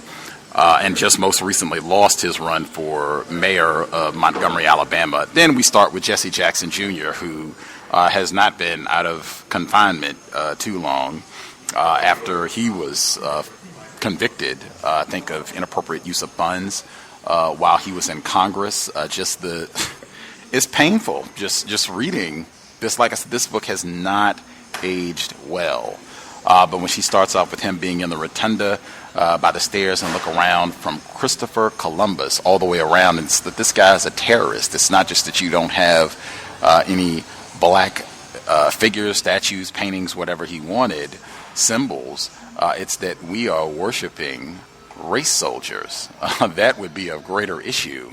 We have flagrant terrorists that are being worshipped, which is rampant throughout the system of white supremacy. My man Ben Tillman, statues still up, multiple in South Carolina. Dr. J. Marion Sims from Medical Apartheid, statues still up in New York, Alabama, and South Carolina. Moving forward, there's a movement in the black community towards accountable leadership. Man, I was howling. This coming from Jesse Jackson Jr. White people, they make sure, it takes some muscle to quote-unquote hold people accountable. You do this or you do that, and, I disagree with it or think you shouldn't have done it. I have some, ability to make you sorry, make you wish that you hadn't done that, and maybe think twice before you do it again. And I haven't seen where black people have that sort of muscle even to hold other black people, quote-unquote, accountable. But I was cracking up laughing when Jesse Jackson Jr., before he was convicted, was talking about the move to hold leadership accountable, whatever that means. Just howling with laughter. As I said, that's exactly, you can just replay what I said last week. Common rhetoric. I thought it was fascinating talking about even when she was talking about generational divide, when she's talking about Jesse Jackson Jr. and Jesse Jackson Sr., and I thought 1842 spoke to that well. I think you have a lot of black people who disagree. I've said that consistently. There is no black monolith. I'm sure Gwen Ifill would agree, but I see a lot of black people who are in the same age group, the same age sometimes, who vehemently disagree about many things. So I don't even know if that is as big a deal. The same pattern, like I said, of getting down and focusing on all these little conflicts and squabbles amongst black people and really minimizing the problem of racism, white supremacy. Next, let's see. So she's talking about Mr. Patterson in New York. Patterson became a keen observer and practitioner of black political leadership. There's always this discussion of who is the leader. He told me, is it Jesse Jackson? Is it Reverend Al Sharpton? The question isn't who's the leader. The question is how badly we need them. If you lived in Scarsdale in New York, who cares who the leader is? Everybody's doing great. What do you need a leader for? I thought that was interesting in many respects. I think retired firefighter echoed my point about what we mean when we say leader. Same thing with community, same thing with accountable, having definitions that make sense for these terms with some counter-racist logic. Moving forward. I thought the commentary about Mr. Patterson's father and how he thought he was going to be able to win, and then it turned out that he did not. I thought that was fascinating again. The humiliation that I think a lot of times happens for victims of racism when we are qualified, competent, capable, being able to go out and do things, and then just racism, whites do not allow us to do those things. That is 2017. That continues to be the case for many black people. Let's see. I thought it was presented earlier as though, females have such a difficult time becoming governor, and there have been 4 black male governors ever. That seems like a real small figure. It seems like the overall pattern is that white people are going to be governors, particularly white males, but increasingly that is not even the case. But certainly white is the overall pattern. Moving forward. I thought it was when, at the time, Governor Patterson, first black governor in New York, when he's talking about being referenced as the accidental mayor, they always find some way of just showing that you are still a nigger, basically, to make it plain. They always find some way of doing that. It doesn't matter if you're president, and further, you see the way that President Obama's been treated the last 8 years, he and Michelle Obama, their children. It's some way of letting you know you're still a nigger. I don't care what your title is. Take that. Accidental governor. Take that.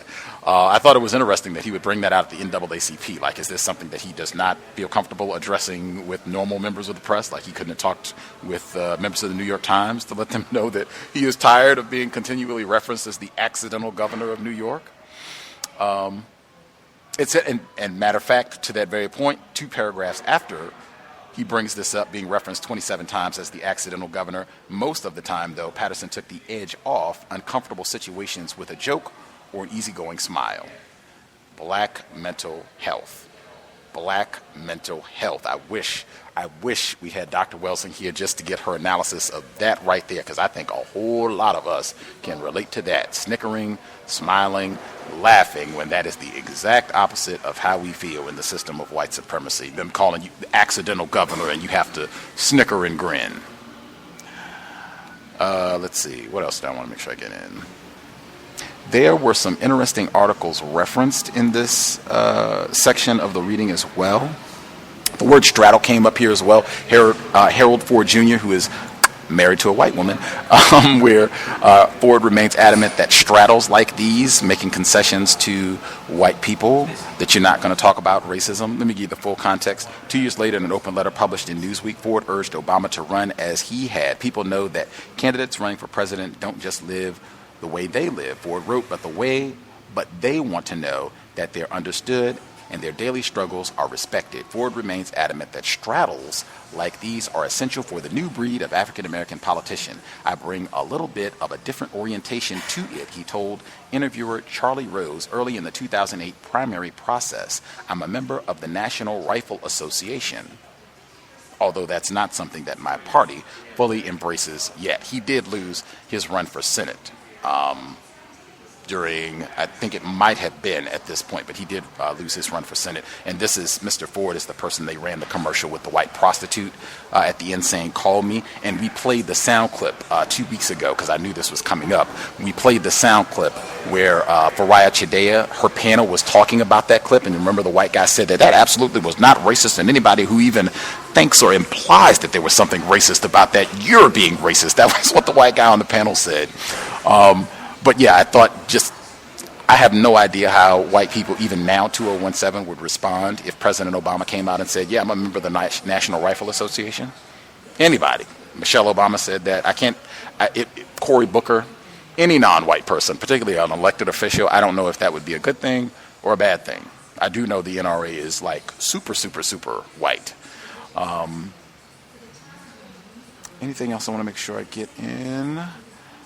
Some of the quotes I'll give you a couple of the quotes that I picked out from some of the other pieces that are referenced. She has one quote from an article. It's in the New York Times. It's titled, "Is Obama the End of Black Politics?" And this is an article from 2008 before he had won the election. It says, "For a lot of younger African Americans, the resistance of the civil rights generation to Obama's candidacy signified the failure of their parents to come to terms at the dusk of their lives with the success of their own struggle, to embrace the idea that black politics might now be disappearing into American politics in the same way that the Irish and Italian machines long ago joined the political mainstream." Again, like I said, some of this is almost laughable. Like this being suggested in 2016 that, oh yeah, we're taken care of. We don't even need any of that. You all have been so successful. Jesse Jackson and Al Sharpton just knocked that racism thing out of the park. So, I mean, we don't even need all that silliness anymore. Like it is laughable. And even that title, "Is Obama the End of Black Politics?" I read it in a very different sense. I think we talked about from last week, David Axelrod, the white man who ran Obama's campaign in 2008, said you can purposely give messages that have different meanings to different people. I have a very different meaning of this title now that I suspect a lot of people did back in 2008 when this article was read. And I am very comfortable stopping there, although I did want to get comments in about Jews, but I can wait till next week. Did anybody have anything quick they needed to get in before we wrap, or is everyone satisfied? What you just laid out makes me think of these particular kind of black people, God rest her soul, Gwen Ifill and Ford Sr., Jr., Jackson Jr., Sr., and all these other very light-skinned, black-skinned people, black people that's running for office. It's like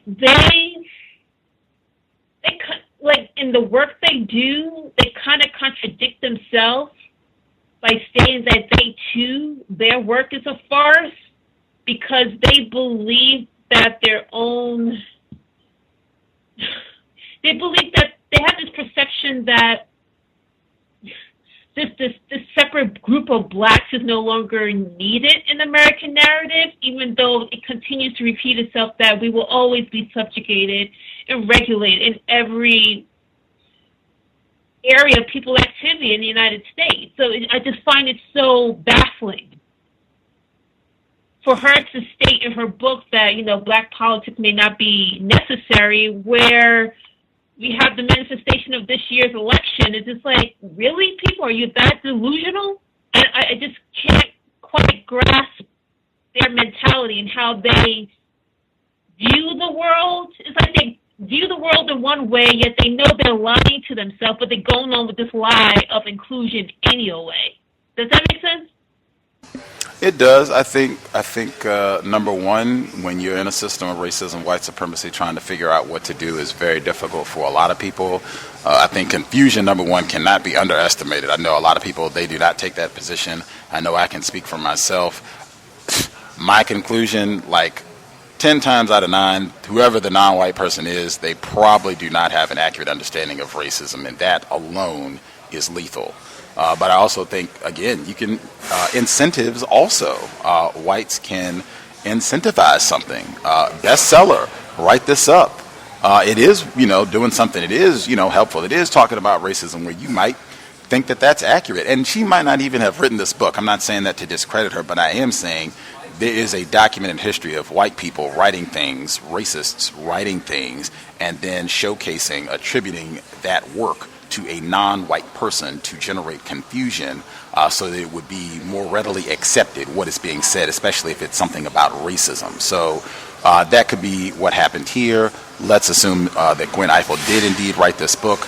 She could be confused. That's generally the position that I take. And also, as I said, whites, they can come in and a lot of influence. They can come in, as I stated before, they can threaten. They can come in and say, we want you to do it this way. It could be that the non-white person has been confused, as some of the folks in the book that have been presented, married to white people and what have you. They have a variety. When you are in a position of domination, there are a variety of ways that victims can be manipulated, exploited, so that you end up with products like this, things that end up, in my opinion, I think the typical non-white person, you read this book and you think Gwen Ifill is so esteemed, great award-winning journalist. She wrote this book about racism. It has to be accurate. A lot of non-white people would read this book. Actually, I don't know. If you read this book now, I don't know how far you even get. You might just be like, this is the most ridiculous thing I've ever heard reading it now. So I don't know. It has not aged well, and for that, I guess I'm thankful. I'll end there. If you read the book now and you've been paying attention at all to what has happened, Trump being elected, the Tea Party, anything that has taken place over the last decade or so since this book came out, I suspect a lot of people would not get very far. It would be flagrant that, wow, this person did not know what was going to happen, or things changed drastically from the time that this book was written. Like, the whole world shifted from 2009 January when President Obama was inaugurated. And I would say if you were seeing racism, white supremacy, you could see this was going to happen. Dr. Welsing, she seemed to be very clear what was going to happen from the moment he took office. I'll hop there. We had people that called in. You know what you did? You waited until super late to dial in. We're not doing that today. We'll teach you to get your hand up earlier in the program. We'll be here tomorrow for the compensatory call-in, 9 p.m. Eastern, 8 p.m. Central, 6 p.m. Pacific. And then we'll be here on Sunday, December 25th. I think Dr. Rasayan will be here. We'll share a few views if folks want to share if anything interesting of note goes down with the celebrations and what have you over the weekend. But that'll be normal time, 8 p.m. Eastern, 5 p.m. Pacific. We don't do holidays. If you have questions, problems, if you want to see some of the visuals of some of the folks that have been discussed in the book, Harold Ford Jr. or Jesse Jackson Jr., so you can see what some of these people look like, Artur Davis, feel free. I can even post some of the articles on the Facebook page as well. Thanks everyone for tuning in. I also posted on social media earlier, they have increased sobriety checkpoints for the weekend. I would take that as a cue to promote sobriety. We already have enough problems. They're going to be looking to boost their revenues at the end of the year. Make sure they do not get any of our nickels. Be buckled up if you're going to be in a vehicle, and you certainly do not want to be under the influence, passenger, driver, even as a pedestrian. You do not want to be stopped. Daniel Holtzclaw, Darren Wilson, any other race soldier, badge or no, and have to explain what is happening, what's going on. Cut all of that out. If you're going to consume whatever it is, stay at the residence, stay overnight. That way you can leave the following day when you're sober, and make sure you don't have any problems. Let's do everything we can to minimize contact with race soldiers, keep ourselves as safe as possible. With that, Creator, we ask that you help us remain patient with other black people, victims of white supremacy. We ask that you help us remain patient with ourselves. Remind us to demonstrate the highest levels of black self-respect at all times, in all places, each and every time we are in contact with another black person. It has been time. Replace white supremacy with justice immediately. Cal signing out. Thanks all for tuning in. Nigga, you so brainwashed. I'm a victim, brother. Problem. You're a victim. I'm a victim of 400 years of conditioning. Shut up. The man has programmed my conditioning. Mm-hmm. Even my conditioning has been conditioned.